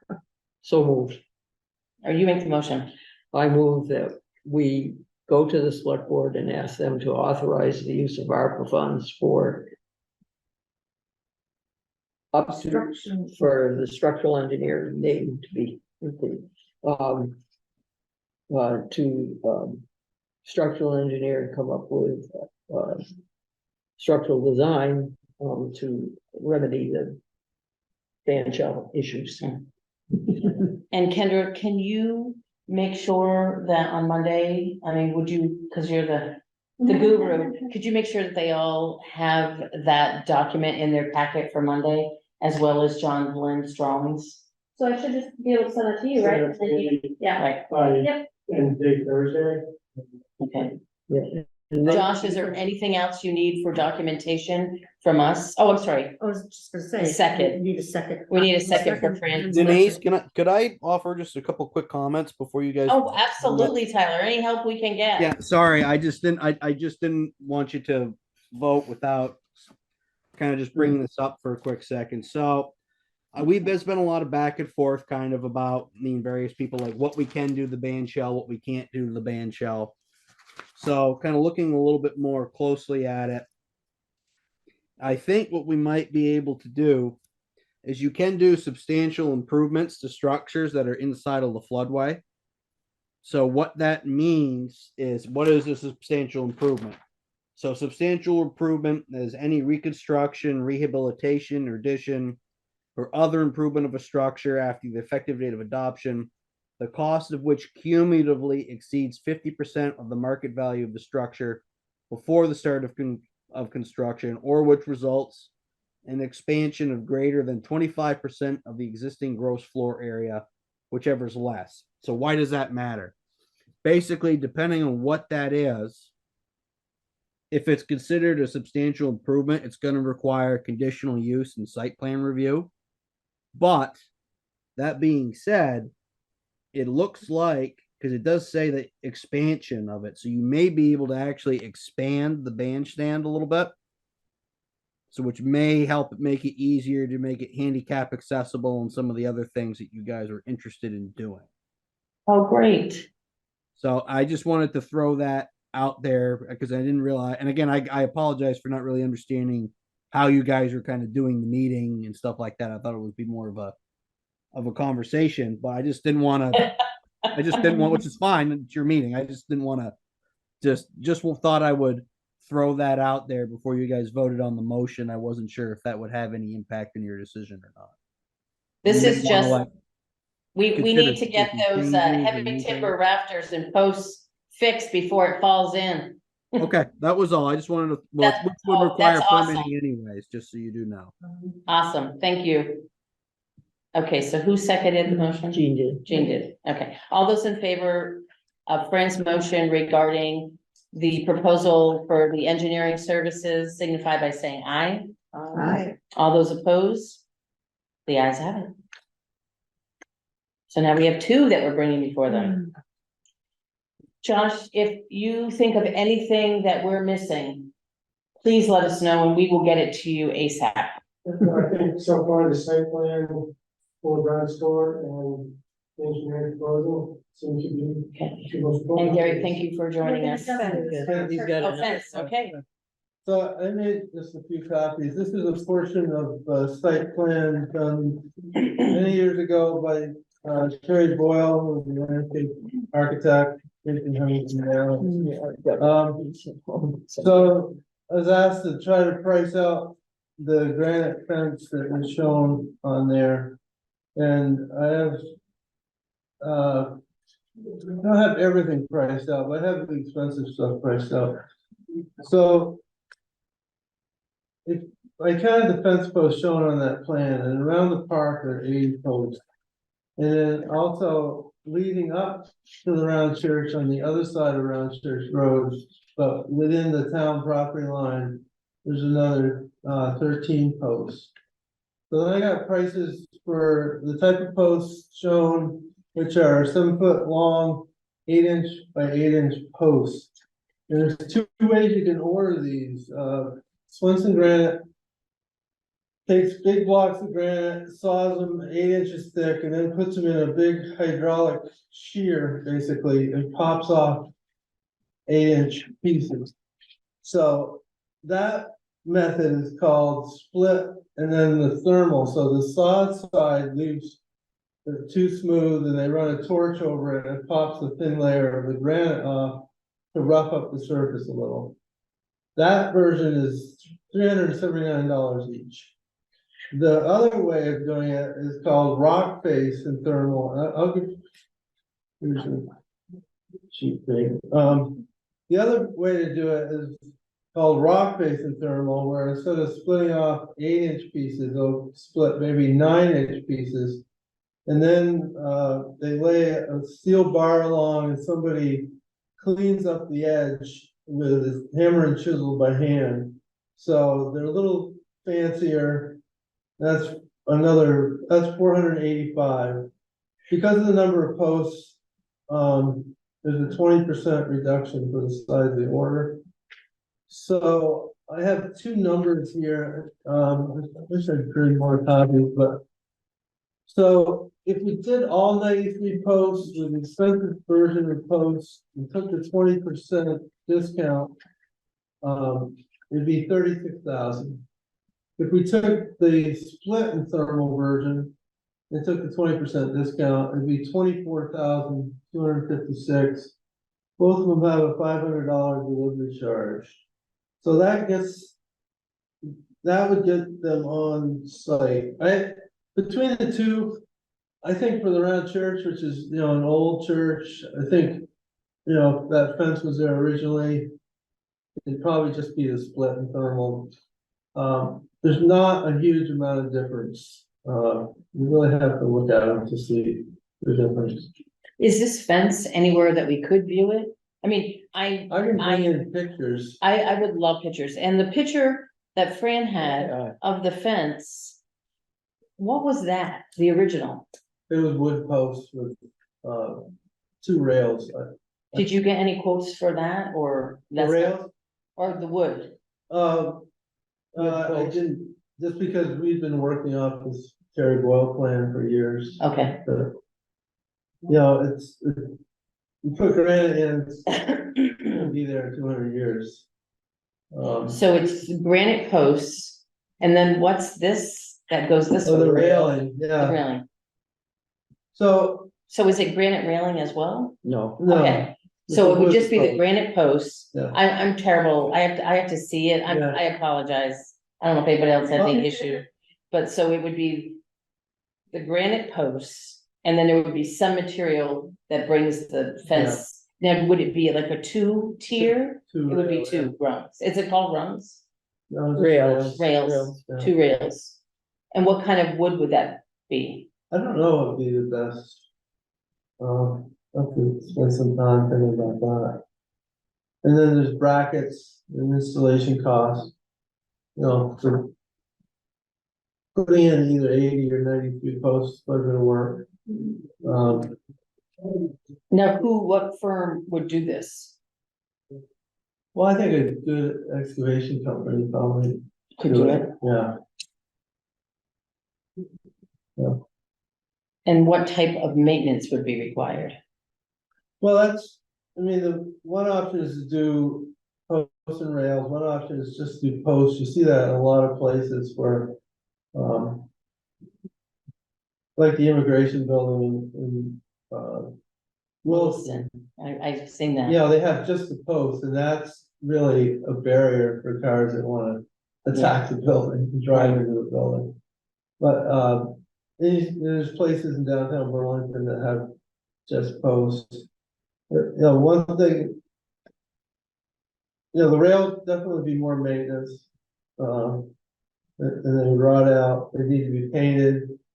Then, we'd hire some high school kids to slot paint all over the granite. The granite would need to be cleaned like the monument. Much Yeah. monuments, yeah. Not as much, but what about chain? Yeah, that was one of the I've options seen I that. thought I'm of trying to too. think where I've seen it, in some other. Yeah, Around some other Chains. town, Just one, I Just one? just one chain. Yeah, and lots of times, instead of, they put in anchor in a hook, yeah. circle, Yeah, like a, yeah, like a yeah. hitching post kind of thing, and just run the chain through it. Yeah, I think that would be probably a better solution. Be a lot less maintenance. A lot easier to maintain. Yeah, Richmond's record? and then the nice thing about that is that, if the post shifts or something with the rails, suddenly the rails don't fit. Whereas the chain, it really doesn't matter, if it floats around. Anybody else have any questions thinking forward for regarding a fence? Now, would you, so it's, because it's going on the town of Richmond's property, would there possibly be historical grants for this, do you know? Because it's going on, Yeah, I would doubt. Those I don't know. they usually go towards existing. Existing fixing up structures, existing yeah. things, yeah. Gary, how long has this plan been around? When you said you've been working on it Twenty. forever? 20, Okay. 20+ years I've had this plan, yeah. Okay. so, I think we just add it to the list. Yeah. and then vote on it, yeah. And then the other thing too, I like the idea, and I know we have, We have to add up all those in our numbers. town now, we have such wealthy families. Yeah, What about a campaign to like adopt a post? yeah. Seriously, It's possible. The night I went before the select board and asked about putting two more benches originally and the bike rack in the green. And on the way out, the guy just said, "I'll call you tomorrow," and he called me and said, "I'll just pay for everything," which was like $3,000 something, I think. So, yeah, there are people like that. oh, there are. I don't know. if And it's they're becoming a 93 lot of them more. that adopt the post, but No, I think that'd be cool, adopt a post. yeah. Yeah, So add it to the, I think We you know, keeping a running, Yeah, So we have, so what we're gonna try to do, Gary, is see how she's keeping a running list of And you every know, single estimates or asks. right. And we're dividing them up all around Church Park, Volunteers Green Park, Brown Sport Park. Right. And then as a committee, we're gonna try to see where we land money wise. And then make some decisions on what we're going to fund and what we're not. Mhm. So that's what we're trying to do and get and nail down the estimates. Yeah, So good luck. thank you. If you do get some pictures, will you? Yeah, I mean, I know the yeah. big posts in front of immigration. I've seen those. That's the only one I can think of my mind. No, I have the pictures, but right now I can't get my printer to talk to my computer, so. Oh, don't talk to me about my credit card machine went down today. Yeah, one of the busiest days. You gotta love it. Okay, thank you so much, Gary. Yeah, sure. All right, I know we are hitting the 20-minute mark. So moving on, do we need to talk about tree removal or pruning anymore? no, but do we need anything we need to talk to Tyler about, I think we should be Oh. talking. yeah, I think that's okay. it. So what might we need to talk to Tyler? I think at this point, the next steps are to line them up with FEMA and have them have the conversations about. The walkthrough. So Tyler, does that sound okay to you if, and you might know the woman that called me and I should have written her name down and I didn't, I apologize. But it seems like they want to bend over backwards to help us. And like I Right. said, before I'd even gotten back to the house, she had called and left a message on the machine. And she also mentioned another person that would be interested in helping us. So maybe so I don't know if you get direction from FEMA and approval, can you just take it or do you still have to do stuff with it? I know that doesn't No, sound, that sounds actually, like. it works completely the opposite. So FEMA has much more lenient restrictions for development than localities typically do. So FEMA gives you a floor, right? Like you can't be below the FEMA minimums, but they encourage you to have more stringent requirements than what they have.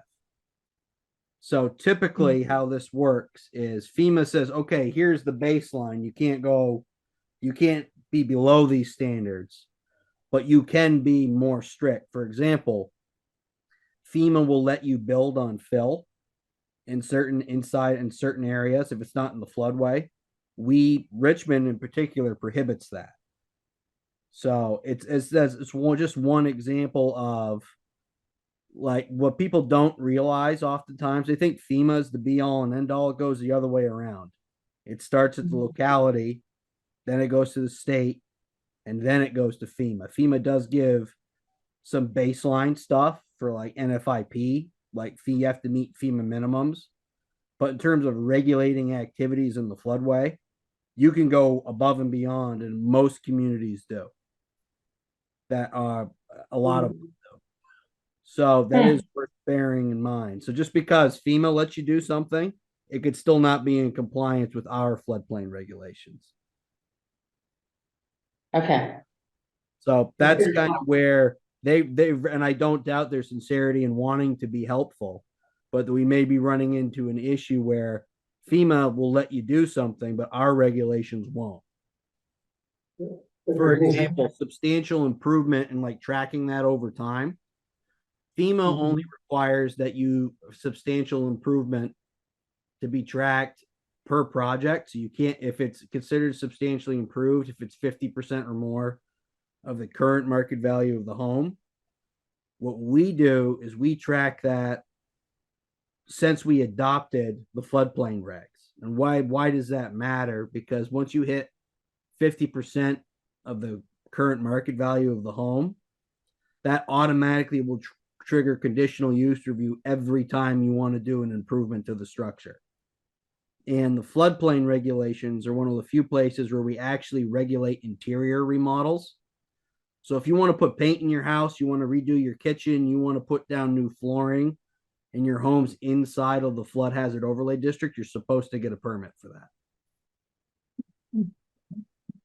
So, and I guess it's one of those, that's kind of one of those things, and that's to comply with NFIP, which is flood insurance. Because if you get audited and there's a bunch of unpermitted work that you either have allowed or has happened inside of the floodplain and they FEMA fines that, they can increase your flood insurance rates. Worst case scenario, they could kick you out of NFIP or suspend you, which means everybody that's required to have flood insurance per their mortgage, they could lose it and would have to purchase private insurance, which is very expensive. So that's if assuming it's even available. So that's kind of one of those just examples of where municipalities are ahead of FEMA in certain regards. Now, I've been spending a lot of time trying to think about what makes this area so tricky is that not only is it floodplain, it's floodway, which means that there's current, which is the strictest part of the floodplain to kind of work in, which is why we've been talking about, well, why can't we put, temporary structures, or why can't we do this? Like those are explicitly prohibited in the regulations. Which is kind of where we've come to. However, I've kind of been thinking of a little bit of a workaround. I'm not 100% comfortable with it, but I'm interested in exploring it more. And that is essentially using substantial improvement, but in kind of a roundabout way, using our definition of structure. So structure is defined in the floodplain regulations and in our zoning regulations very, very broadly. So structure is defined as an assembly of material for occupancy or use, included but not limited to a building, mobile home, trailer, sign, wall, fence. So basically what that means is if you take two rocks and stack them on top of each other, you could make the argument that it's a structure.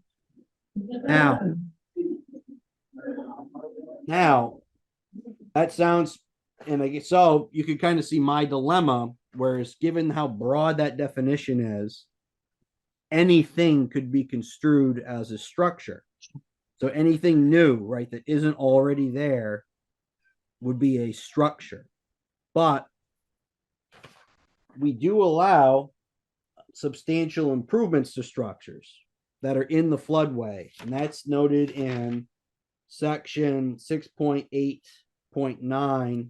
There's a table there, and there's also a use description that goes down below it, which allows for substantial improvements with conditional use approval.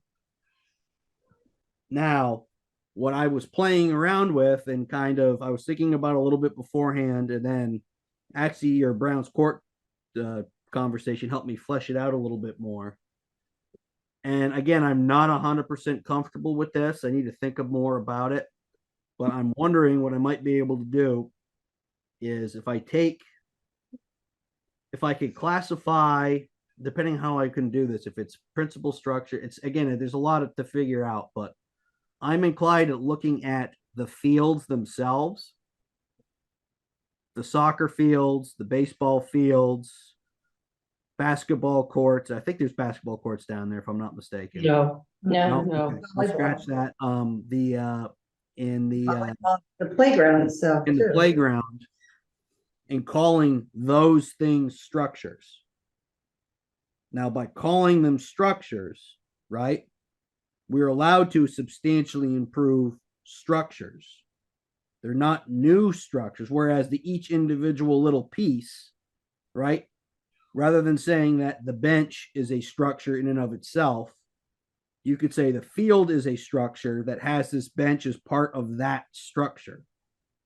Again, I'm stretching this pretty generously, to be fair, but if I can get away with doing that, what we might be able to do is say, okay, the bleachers are going to be actually part of the baseball field, which is a structure in and of itself. Because because a structure, again, is that assembly of material for occupancy or use. So the dirt that you put down on the infield, right? That's material. The chain link fencing could be considered material. It doesn't say that the grass can't be material. So again, this is taking a hyper literal interpretation of it, but that would technically, if I can make it stick, could technically mean that if I can define those fields as structures, right, then we could substantially improve those structures, and expansions of the gross floor area of the structure, right, are allowed with conditional use approval. Now, what does that mean for this? So basically, let's assume that I can do this. If I can do it, what we would have to do is be like, okay, how many fields are down there, right? What is the boundary? Like, because we were talking about the minimum distance you needed for the fields and things like that. Like, I could call, okay, what do you need to actually do the sport of baseball in, right?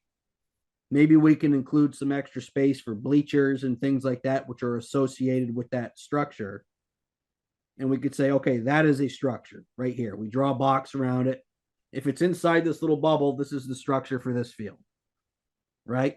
Which would allow you to substantially improve it. Like if you wanted to put stands in, you could do it because you're substantially improving a structure. Because I can get that to work, right? Then we're back to that. No new accessory, temporary structures, anything like that. And that's really going to limit what you can do. Because again, structure is written so broadly. So you wanted to put, so again, this would really apply to stuff where it is today, right? So like, okay, whether it should be permitted there or not, it's there, it exists, right? You can substantially improve it, but you couldn't put like a new baseball field down there, right? You couldn't put like a new basketball court if it didn't exist, right? Because it'd be kind of, there's the hoops are involved, those are structures. Can I ask a question on that? If you had, for example, the volleyball court that you wanted to become a basketball court, same footprint, that still doesn't count because the posts are different, correct? I would probably say if there was something that was already down there that was a volleyball court or that, Yes, we could there is. kind of play with that. Or Well, include that, could you like include that whole area as part of the playground, the I volleyball? thought, It's right I there, thought the about sand. that. I do have to be a little careful, I think, is that because I thought about why don't you just call the whole thing a park and do it that way, and you're just substantially improving the park.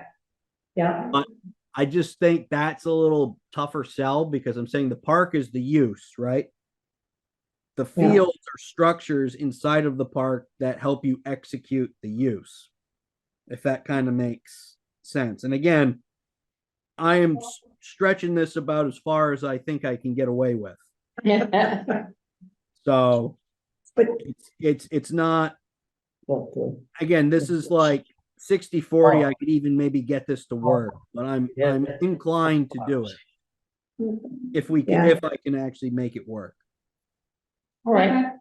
So just so you know where we're heading, we are concentrating a little bit right now until Monday night on Brown's Court. And then we're gonna have architectural drawings done for Volunteers Green, which again, we will forward to you as soon as, as soon as they come available. And then as they're updated and more information is gotten, we will bring those to you.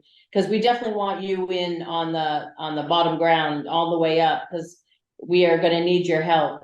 And I'm gonna excuse myself just for a second. Mark Fossil has a question. Yes, thanks. I just wanted to follow up on Tyler's comment about structures and the comment that it's a little tougher to convince, and I'm wondering who it is we have to convince of that interpretation that you're putting forward now. Do we have to convince the DRB? Do we have to convince FEMA? Who are we worried about having to sell on that interpretation?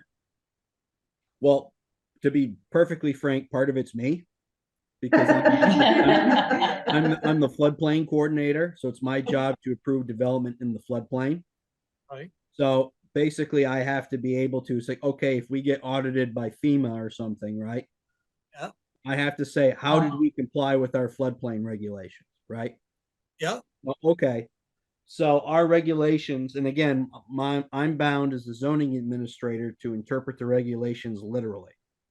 Do you have resources maybe in at the federal or state level you could ask for interpretation on? I would have to probably also send this to my floodplain coordinator, Kyle Medash. But it's kind of an idea because I mean, me and Keith have been going back and forth with this on an unrelated topic about like pickleball down in Volunteers Green. And I was like, I was thinking about that today. And then kind of as thinking of that, I was reading the structure stuff and I was kind of like, well, wait a minute. I'm like, what? The definition is so broad. Can we use that to our advantage here? And again, to be fair, this is kind of, I do think this is a workaround of the spirit of what's in here, which is. Well, I think it just in that light, if it's a workaround, I'd love for you to, you're obviously dialed in on this and have the contacts who would be interpreting Richmond's compliance with its floodplain regulations to get some clarification from the agencies who would be judging us, aka you, for your interpretations of the zoning regs. And coupled with that, we could probably do something on the planning commission that would further clarify. If you don't think that those interpretations are as clear as they are, and you're working on convincing yourself that they could be interpreted in a way that would enable further development in the park, then if you can find out what the stumbling blocks are by the judges, then well, part of it can clarify it for you and make your life a lot easier. Yep, absolutely, Mark. And there is actually, which brings me to my next point, which is why it's 60-40, is that if you look at prohibited activities, additions to it, to existing accessory structures in the floodway are prohibited. Additions to existing principal structures in the floodway are prohibited.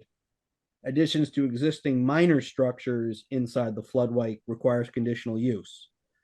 Right. But you're allowed to substantially improve a structure.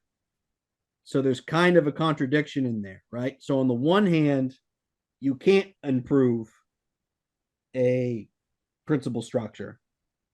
But on the other hand, you can do a substantial improvement, which does allow for an expansion of the gross floor area of the principal structure of the structure. It would just be a substantial improvement. I see where you're going for that for sure. Yeah, and if So you could. that's kind of an issue. It's like, how can I? You could maybe clean that up for you a little bit. Yeah, so because like, how do I kind of figure this out? Again, it is typical as a general rule, like with things like this, whatever, if there's like a conflict, usually the stricter thing is what applies. But given that it's inside of the floodplain, because again, flood hazard overlay trumps whatever the local zoning is there. So if you have something that's allowed per local zoning but prohibited per flood hazard overlay wins. But if there's a conflict inside of the overlay district regulations, I don't know which one wins in that particular instance, or if any of them do. Is it you just interpret it how you kind of want to. So there is a little bit of building the plane while we're flying it with this, but I am open to the possibility. The story of regulations. Hey, Mark. Mark, can I ask you a question? When FEMA comes to town, if they come to town and they do a walkabout, would you be able to be a part of that as the planning person, so it doesn't have to be repeated? Absolutely. Awesome. Yeah. Awesome. Assuming Virginia doesn't care, that would be. Yeah, yeah, we better ask her. She'd come too. I'm sure Yeah. she'd come too, but I would be very interested in it because the floodplain's of particular interest to me. And so I would be Awesome. and the progress and development of improvement of the park is as well. So in my joint roles, I would be very interested in hearing from the horse's mouth any interpretations they might have of our regulations and their regulations. So yes, Okay, please. I've got another question for you off the record, but it's on the record. What's your opinion on Brown's Court as a planning commissioner? On Brown's Court, Yeah, I think it's a beautiful park. thank you. You don't say anything else. Okay, Tyler, any other stuff that you need to share with us? You've been great, and we appreciate all your time with the emails that we send you. Yeah, so just again, a couple key takeaways for me. The more information you give me, the better the answer that I can give you. Because as I think I've just illuminated, this is pretty complicated. So something that doesn't seem like it's that big of a deal once you actually get into the weeds, especially like parking, things like that, changes of use. Like there's just a lot that goes into it. And I understand the dilemma. We're in a little bit of a chicken and egg, right? It's like you're trying to put together your plans. But you want to know what my answer is to the questions to help inform your plans, which I totally get. But I can't give you answers that you need to help inform your plans unless I have something to look at. So it's kind of this weird little, which kind of comes first. So as a general rule, more information for me is better. I don't necessarily need stuff like geolocated and like down to like the complete final details, but like that mock-up, it says, okay, baseball fields here, parking's here, volleyball courts. That gives me something I can actually sink my teeth into. If we are able to do this, again, pretty much anything down there is going to require conditional use approval by the Development Review Board, hands down, no matter what it is. So just prepare for that. I would encourage you, rather than having to do this all piecemeal, is to maybe try and get it all, do it in one shot. I understand that may not be realistic. But if you could, and you knew all the changes you wanted to make, you could come in and do it in one go, because even if you make little tweaks down there, like parking or landscape, once you have an approved site plan, once you start moving stuff around, like pedestrian pathways, right? That means like you put sidewalks down there, you put paths down there, and you decide to change them. That's stuff that triggers over review by the development review board. So just bear that in mind. So Pete, I just don't want to save you guys from keep having to go back to the board every couple of months just to make a little tweak on something. Okay, That's based on how the regulations are written now. That's correct. Not how they could be written in the future and still be in compliance with FEMA and state overhead. We just have to meet FEMA minimums. Now, granted, the state and other people, especially with the flooding, are encouraging you to go above and beyond that because FEMA is always playing catch up. I mean, I think the firm maps and stuff, are last time they've been updated was, I think ours are actually pretty good, but ours haven't been updated since 2014. So, and again, there's lots of, and they're not just dealing with us, they have to update floodplain maps across the entire country. So it's, the idea that they're going to get to, Canaan, Vermont, when they have like places out in the Midwest that have 3 times the population, it's one of those things. It's they put the money where the most people are, and, for better or worse, but. all right, thanks again, Tyler, and Mark, thanks for your comments as well. We're gonna move on to actually, do we want to do Josh? So we can go home? Josh. We're gonna move on to Josh, and the baseball fields so that maybe he'll get home for dinner tonight. Josh, you wanna join us? Sure. It's like, no, I got caught up on my emails. No, I mean, listen, all right, So what do you think of the committee so far? you guys are.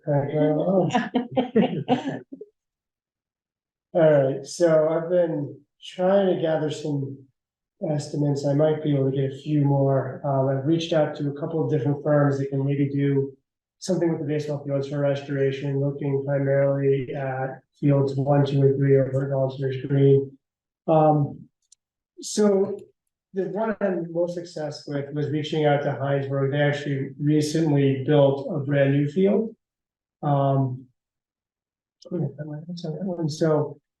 they spent about $110,000 on a new baseball field. This was in 2018. They agreed on site works for the fields, and Middlebury Fencing did the fencing.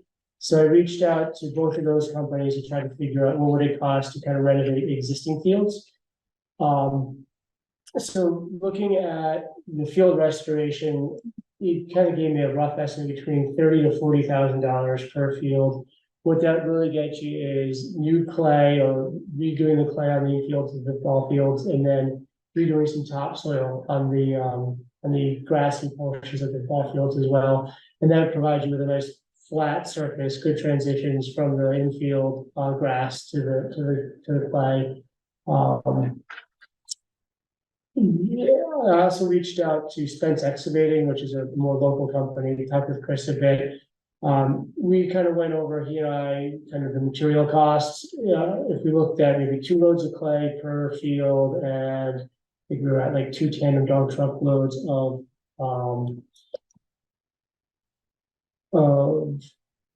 topsoil, we were looking at the line damage for the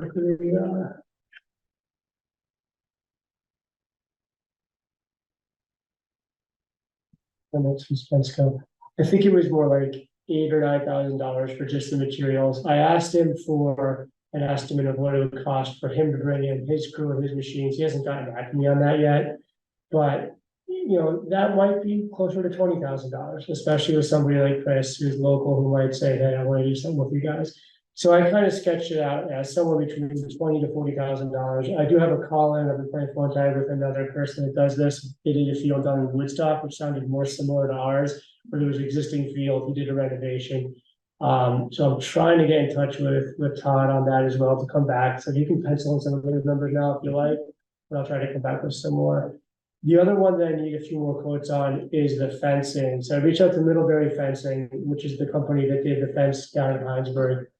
And I was frankly a bit shocked at how expensive chain link fences are. Maybe some of you have priced out chain link fences before, but boy, this is why I want to make sure I get some more quotes. So the backs, Millbury is the most expensive in the state. are they more expensive You should fencing? try White's fencing. Okay, I'll break down whites, but I want to get a few more quotes, but what he had told me, and so that's good to know that it's maybe the highest, is the backstop, if they were to do just like the high backstop portion, so you've got a picture, there's the high backstop portion, the next down to like 6 feet high, and then next down to like 3 feet, 4 feet high.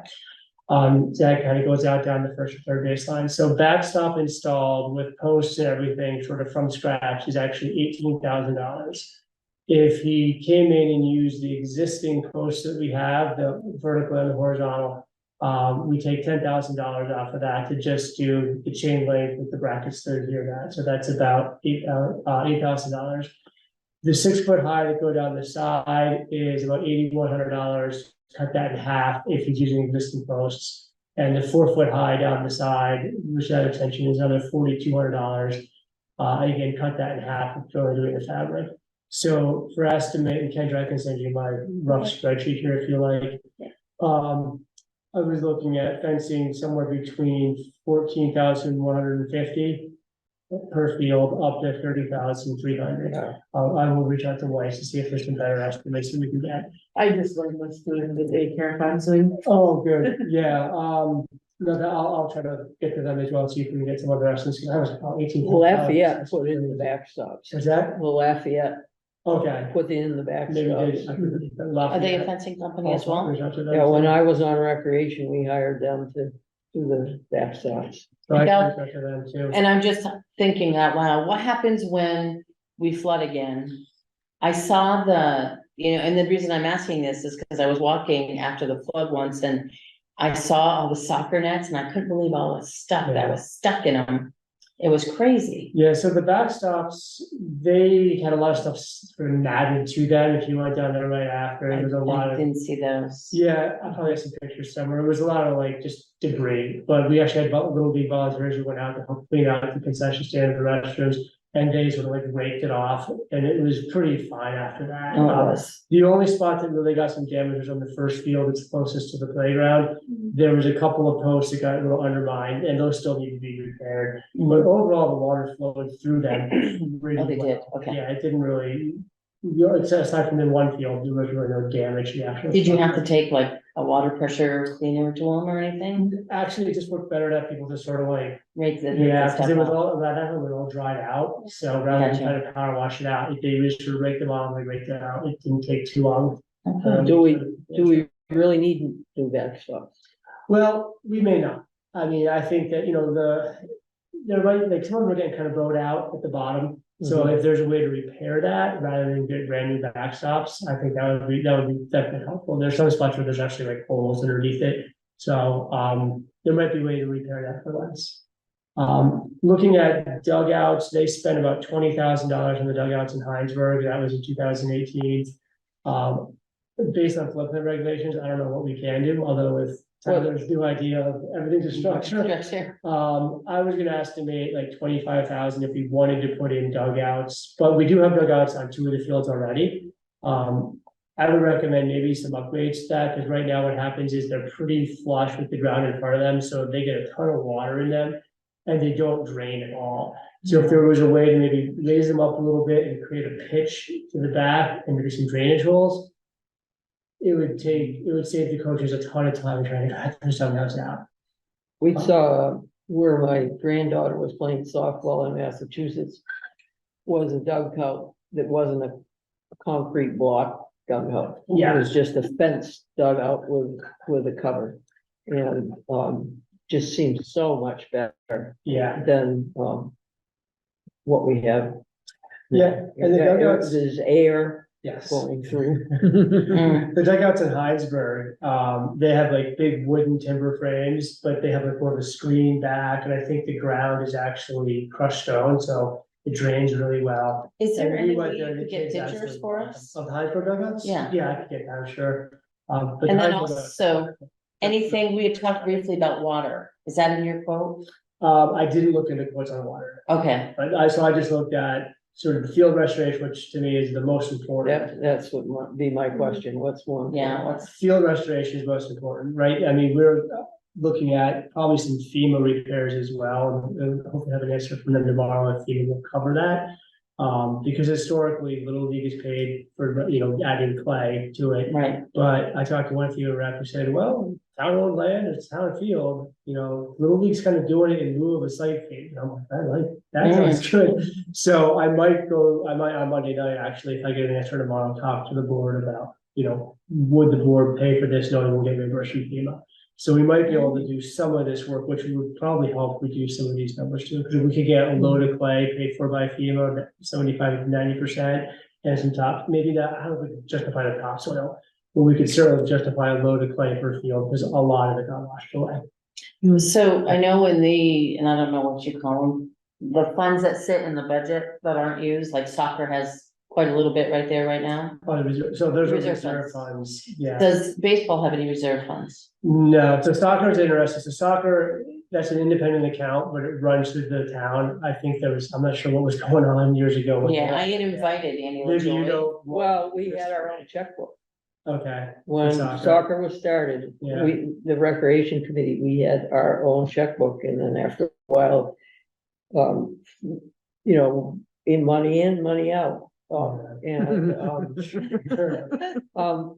then after a while, sort of the auditors, I think, were suggesting that we needed to really have that money go through the town. So with Little League, it doesn't go through the town. I also manage that money because I'm the president of Little League. Okay. We've only got like $2,000, maybe $3,000 in the account right now. There's no reserve funds for Little League. Okay, Basically, the way Little League works is like once we try to get a load of clay for one field a year, essentially. Yeah. And the load of clay is about $2,500. And then we use volunteer labor to go out there and help spread it. Actually, Chris Spence last year came out with a couple guys and some machines. I couldn't even give him a slice of pizza. I'm like, let me thank you. He's like, no, I gotta get it working. So he was great, but I can't expect that kind of volunteerism to renovate fields. yeah. So I'll look for some more quotes. Thanks for the fence ideas. I'll reach out to them because, that was expensive, but I'd say priority wise, get the fields right. That's number one. If we can repair the fencing, that'd be great. If we get the dugouts to drain, that'd be nice to have, but making those fields better for a safer playing surface, that'd be the number one. So I know we haven't gotten any FEMA money reimbursements yet, right? So do we have a total of what we've asked for? So we've spent, I think it's about $460,000 townwide in sort of hard costs on the road, so that's contractor costs. That doesn't even include the highway staff, and there were 6 of them, including Pete. They spent at least 3 to 3.5 months doing nothing but road repair. Right. And actually, the $460,000 includes materials they used. Okay, but nothing earmarked for volunteers free. No, so then the way FEMA works is you sort of repair it, and then you go to them and say, it costs us $20,000 to do this. They go through the whole process to make sure that they give you 75%, and then you get another 17.5% from the state. But my concern with volunteers green was I didn't want to forge ahead and then have them say, well, you've never maintained this as a town before, so we're not gonna pay for any of it. I kind of wanted to make sure. Right. With the road, you just go do it. We maintain the roads and then it's, pretty automatically funded. So that's why tomorrow, when I have a meeting with FEMA, hopefully she can give me the thumbs up on that, and then we can go to the town and say, look, it's gonna cost, well, I would probably want to see if we can pay a company like Expense to professionally lay it out, because that's certainly. So I mean, it might be $20,000 between material and labor, maybe more. But if that's covered at 92% between FEMA and the state, it's a lot easier. Now you're asking for it for the baseball fields. I know we had question marks about the concession stands and restrooms. I know they were clean, but was anything additional getting done with those through FEMA? No, nothing. And FEMA doesn't do additional. They do return to previous conditions. Every now and again, they'll do a mitigation grant. So if you have like a culvert that's too small, you say, hey, if this was twice the size, then they'll pay for that upgrade because it saves them money in the future. So right now we've had the restrooms clean. We're working on an electrician and or electrician to come in and fix it up, a plumber, we do all of the, All of that would be taken care of. all that'll be under fee. Yep, so it'll be back to its original condition, with. I've been talking to Duncan about, the stalls are not handicap accessible. Right, And he said that would be out of, not something that FEMA would cover. correct. And with painting, the walls with the type of paint they use up at the schools that is very shiny. Almost rubberized, like, Okay, so you wipe graffiti off. Yes, so I've actually been talking to the paint company, but Tyler, Duncan said that's not something that FEMA would pay for. what if it would be prevent black mold? Wouldn't they? Maybe, I don't know, I mean, Yeah. that would be getting to the mitigation side Right. of it again, whereas like their bread and butter is get it back to the way it was before. Yeah. And then you sort of have to ask for special permission to do things with that, And those costs aren't significant, it's like, it's pain, yeah. yeah, well, in the stalls, I just went online and was looking, but there must be somebody around here that, where you could get, a stall that's wider than. They're pretty simple stalls, though, if you've been in there Yeah, recently. well, they weren't what Just metal partitions. they weren't what originally was planned for. Okay. Yeah. They never. And- I left the committee. And so- And it came on the select board and it did, it wasn't completely built to, how it had been designed. I mean, I know the select board's getting down to the nitty gritty of, budget. But is that, I mean, to me, making a bathroom handicap accessible is like a budget item and not, it shouldn't be used for ARPA money, something we've never had, but we should have had it. Mhm. I mean, to me, it's something they should have done anyway. And they should pay for, and they should do now. In my Who brings opinion, that to their attention? That's the. well, the recreation committee would. I would think, Should be, and I'm sure they got a list of projects they're probably working on as well. But I don't know, I didn't check anything. have they gone before the select board? Not that I can get. No, Specific And I've projects. been talking with them a Okay. lot, so that's. I don't know if Somebody that's a can- little of the okay. update or not, I don't know. Any other questions for Josh about the baseball fields? And you'll let us know what FEMA says, but your top priority is getting field 1, 2, and 3 up to par. Resurfacing of those fields, yeah. Resurface. I mean, backboards, dugouts would be nice to have, but the field surface is the most important priority, I think. Awesome. Thank you so much. Thank you all. Thank you. We'll see. Tyler, do you have a new question? No, just one point with that is that those upgrades to the bathroom or the repairs would require a zoning permit because it's all. Seriously? To put a all new interior? stall in? Yep, Interior? Yep. I can talk to this you is later. because it's in the floodway. So it's one of the few Oh. things where we regulate, like I said, depending if it's expensive enough, you might need to so you may need a permit for it. Okay. I don't think it'll be that expensive. No. Okay. We Thanks. So Tyler, real quick, is there any allowances when it comes to handicap accessibility? I mean, you can, but it's just like one of those things. It still just needs to be permitted. Okay, all right. You are the permit guru. I don't write it. I just get to enforce it. I know, lucky you. And again, it's one of those things. I think a lot of what you guys propose is obviously great. It's a great asset for the town. Thank you. I don't mean to tread on people's dreams in doing. Oh, this. no, you're not. I understand. You have a job to do. We understand. Our eyes have been opened. Yeah. I think the next item is we go to Jeannie, any updates you have? Yeah, well- Meeting coming, or you have? Yeah, I can just make this really, Okay. this part of the playground structure quick, but I do wanna, and while Mark is still here, I hope talk a little bit about what some of the things that from the recreation committee meeting. But anyhow, it's these 3 companies. Tomorrow, this guy from Compom, Perry, is going to meet with us, and you saw that. He said he has 6 different designs even just to kind of look at. So, and I expect both of these folks to get back this week, probably.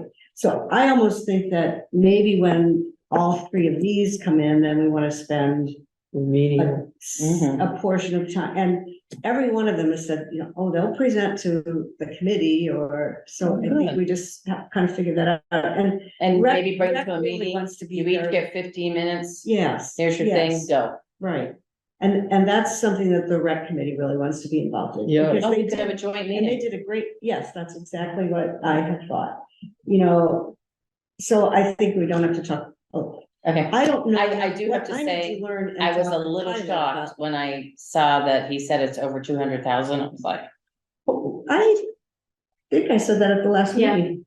I think Yeah, so. too, but because that's what all of them said, that was a general Budget. price that it would take to restore, replace.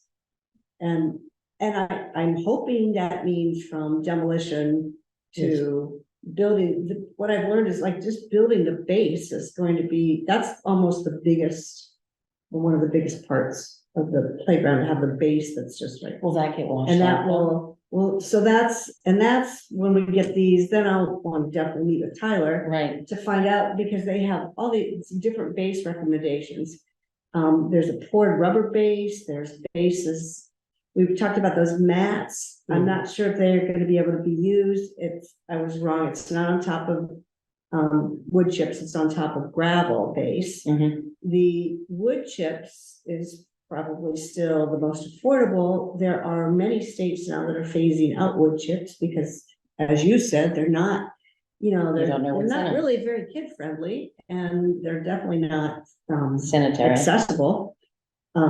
But so I think they're going to give different quotes regarding different Mhm. bases, and then I can take those and say, Tyler, what Yeah, what what will can I work do? in, you know, and they're, all three of them, we've made them very aware of, you know, that we're working in a flood zone, so I think it's just better to wait. We could talk about that when the quotes start to come in, and when I learn, it's just learning yeah, more. tomorrow, So, we're not experts, but I think No, it'd be this- well, interesting. I'm I'm kind of not- interested. yeah, just to hear what that is. So, Any grant updates? so, yeah, so I just wanted to, as you know, the VORAC grant went through, but I just wanted to comment that it was really great. We got, and I'm wondering if these should go in our records, the letter of recommendation from the farmer's market, Oh, absolutely. from Megan, and from Senior Citizen Center. Got really nice letters of recommendation, and then they're also getting, it was Jeff who suggested also getting a letter of recommendation from the town of Huntington and town of Bolton. Select So board, yeah. those, yeah, whether it's select board or the Whoever, town. that was a great idea. Somehow, so, but the grant only allows 3 letters of recommendation. But Sherry said she'll just attach whatever. So, so I'll make sure that's, So the grant that gets did to get you. in So on the- time. the grant is due December 15th. Okay, It just had to have the signature because it's the municipality that is applying. that is applying for it, and then she tweaked some little pieces this last week, and I think maybe even, I don't know, Mark, do you know if she was gonna put it in today or tomorrow? It will be in. Okay. It and was tell me the basically dates done. that you'll hear now. She thought the announcement would be made by February 24th, but the last time they had a deadline announcement, it was 2 months after that deadline. But now this is, you know, this Borac was kind of new money. Yes. Grant, so whether this is gonna move faster, I don't know, and maybe if they hadn't already had this grant written 2 years ago, there's no way you could have ever gotten a grant turned in that amount of time. Yeah. There's a lot of work, so. I learned that. Tell them thank you. Yes, so then we talked about their role in helping to choose the design and getting Mhm. some community feedback is what is part of that grant. So we just sort of talked about, well, I think what we're gonna have to do is, this is my thought, because we're on a timeline, is we'll choose the company. And we'll choose maybe 3 basic designs by that one company. And then here's some little pieces, you know, do you want to add this, this, or this? I think that's the kind of community feedback with this time frame. Yeah. That Okay, good. That sounds good. Yeah, so, but one of the things, that I wanted to comment, there was a member of a Trails Committee there, when you said how interested, like parking was so happy to hear that. This person, and Mark, do you remember what her name was from the Trails Committee? Janet, maybe? I didn't get that. Anyhow, she was saying, I presented to them just our overall plan, what we were looking at. And this person was there to speak about some of the trail work they were going to be doing. She said, "Oh, your committee, our committee should know that they have all these tools to help with tree pruning or, maintaining things, and this could be part of their good environmental steward plan." And I mean, when you just said cedar barrier, I thought, oh, maybe, now maybe that's something that, like the trail committee. The type of But it's pruning not- we're talking about is really Oh, unique that- Lift trucks and. professionals. Yes. But even just as like maintenance, so maybe when we're talking about what we need is maintenance in the future, oh, here, Trails Committee, here's, Because they do. this is something that you might wanna do. They have the chainsaws, they have the tools, but yes, they don't have the lifts. But even like planting, like, that may be a committee, she said, let us know. She really wanted to know more about the path, oh, maybe we can help put that path in, If you get so. the name of whoever that was. Yeah, I will find it, and I think they're down to only a few people on their committee too. Yeah. And that's the other thing with the rec committee, when you say, well, rec committee, well, right now it's really Mark, Sherry, and Katie. The other person who's been most meeting with me and is the playground expert, Kirsten, just had a new little baby last week. So Oh. she may or may not be there, just to help with the quotes. She'd be the person that, I'd really. Are they happy wanna- with what we're doing? Oh, absolutely. They are. Yeah, it's like, I mean, they wanted to do this, I don't think when you just asked if they gone, and do they have a budget, have they gone to the select board? Mhm. I said, well, you guys are there presenting this, grant, you should be talking about what do you want in your budget? Well, I don't wanna muddy the waters, we wanna Yeah. take care of this, and so but what I did say to them, well, we're getting this done. You're gonna Take it maintain over. it. Yeah. It's gonna be your baby, so, Yeah. that's the way I kind of presented it to them. So anyhow, it might be that this Trails Committee would also be interested in talking about the paved path and helping. I just wanted to make sure you knew that. And then just the other thing, they are planning a full snowshoe event in all three Great. towns over February break. They're gonna be doing a lot of advertising, but in Richmond, they're gonna call their day, like grandparents and family games at the Mm. park. And if it happens, there's not enough snow, they'll still just do family games, and they've got the senior center helping do some of that. I suggest cookies. too. And then in Bolton, Jack, Lazarowski, who's involved in the senior center, also is kind of helping with that. He's the non-voting member on the recreation committee. He's a Bolton rep, but he's not really a member. That's how he described it. But they're probably going to do an adult hike through the woods around Bolton or behind the Bolton school and with a bird watcher. And then in Huntington, maybe Ethan Tapper, the forester, will have a walk. So that was just something, that they're working on. So I just thought And that in was interesting to know. the essence of time, I'm looking Yes, down the that's list. why I'm. No, we're good. And it looks like we've covered everything, but I want other people to look at the list too. Mhm. Is there anything else? Cause I'm just trying to get us out of here Right. in a reasonable time. Anything else on the list? Picnic tables, The whole benches? thing. That I something think, on I would tap. say picnic tables and benches, each one of these groups has Has those, some, and okay. I thought that's just something I didn't even look I at was just yet. added but- on after I to did figure out look what at that. company and stuff. Good, The picnic tables, there was some good ones. yeah, Yeah. so they're in here, and I think I just will ask each person to give us a separate quote with what they have, and then see what else looks like the ones at the round church, see what matches better.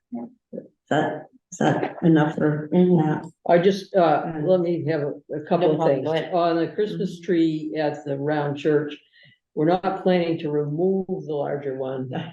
It's plant a smaller one Okay. and let that small one grow, because you can see how the lights are way inside.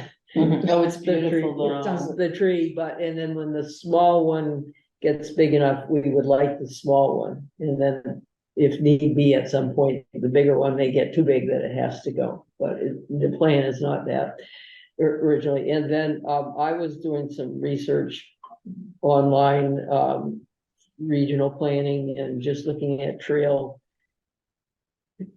design. I know we have a very good highway foreman, but has he ever built a path? Mhm. Right. So, Mhm. and I found that the state has grant money for paths.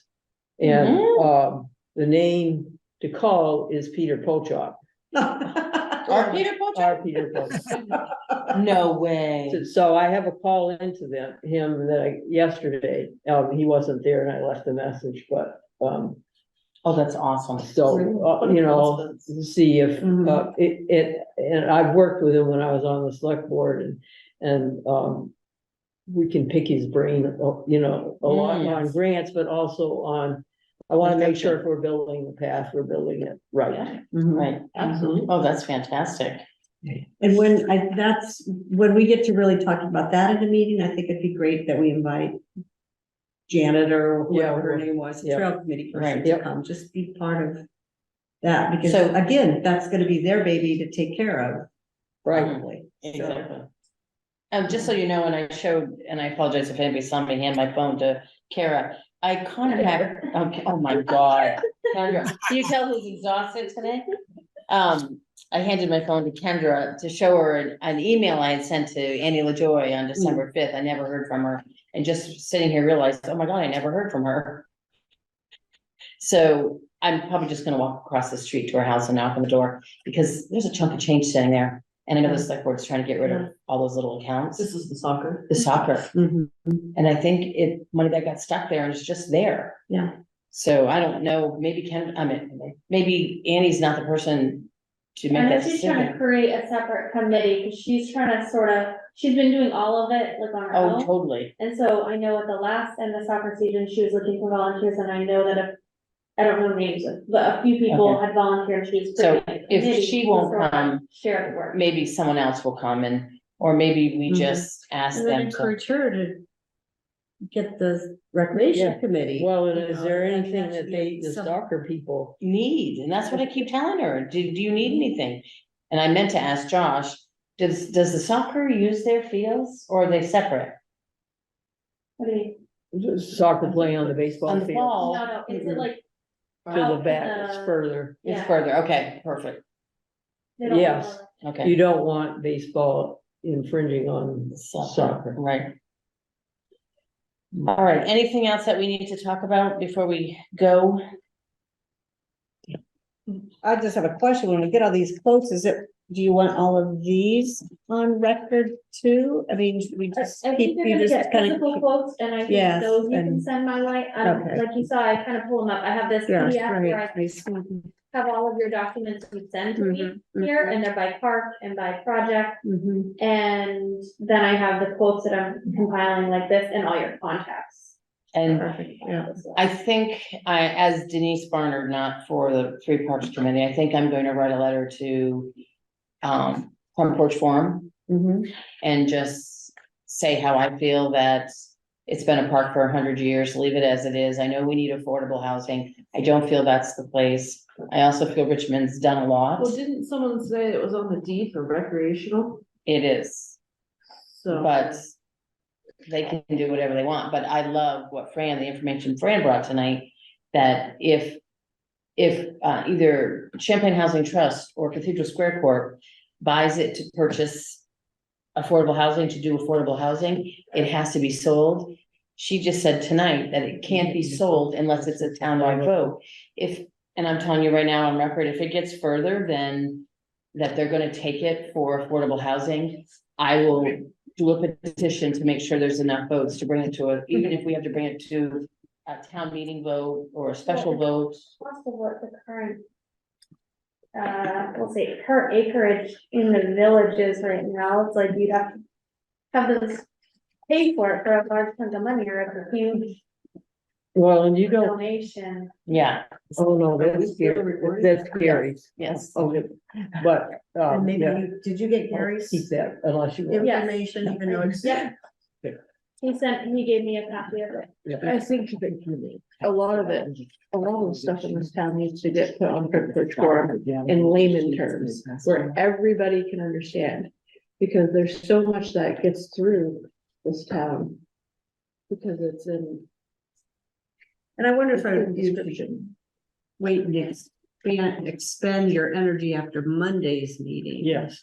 See what happens. No, but I think we need to get people because, can we? For me to- Yeah. mhm. Okay, Mark, we are ending the meeting. Thank you so much Okay, for. guys. Sounds good. Have a great night. Hey, you too, Mark.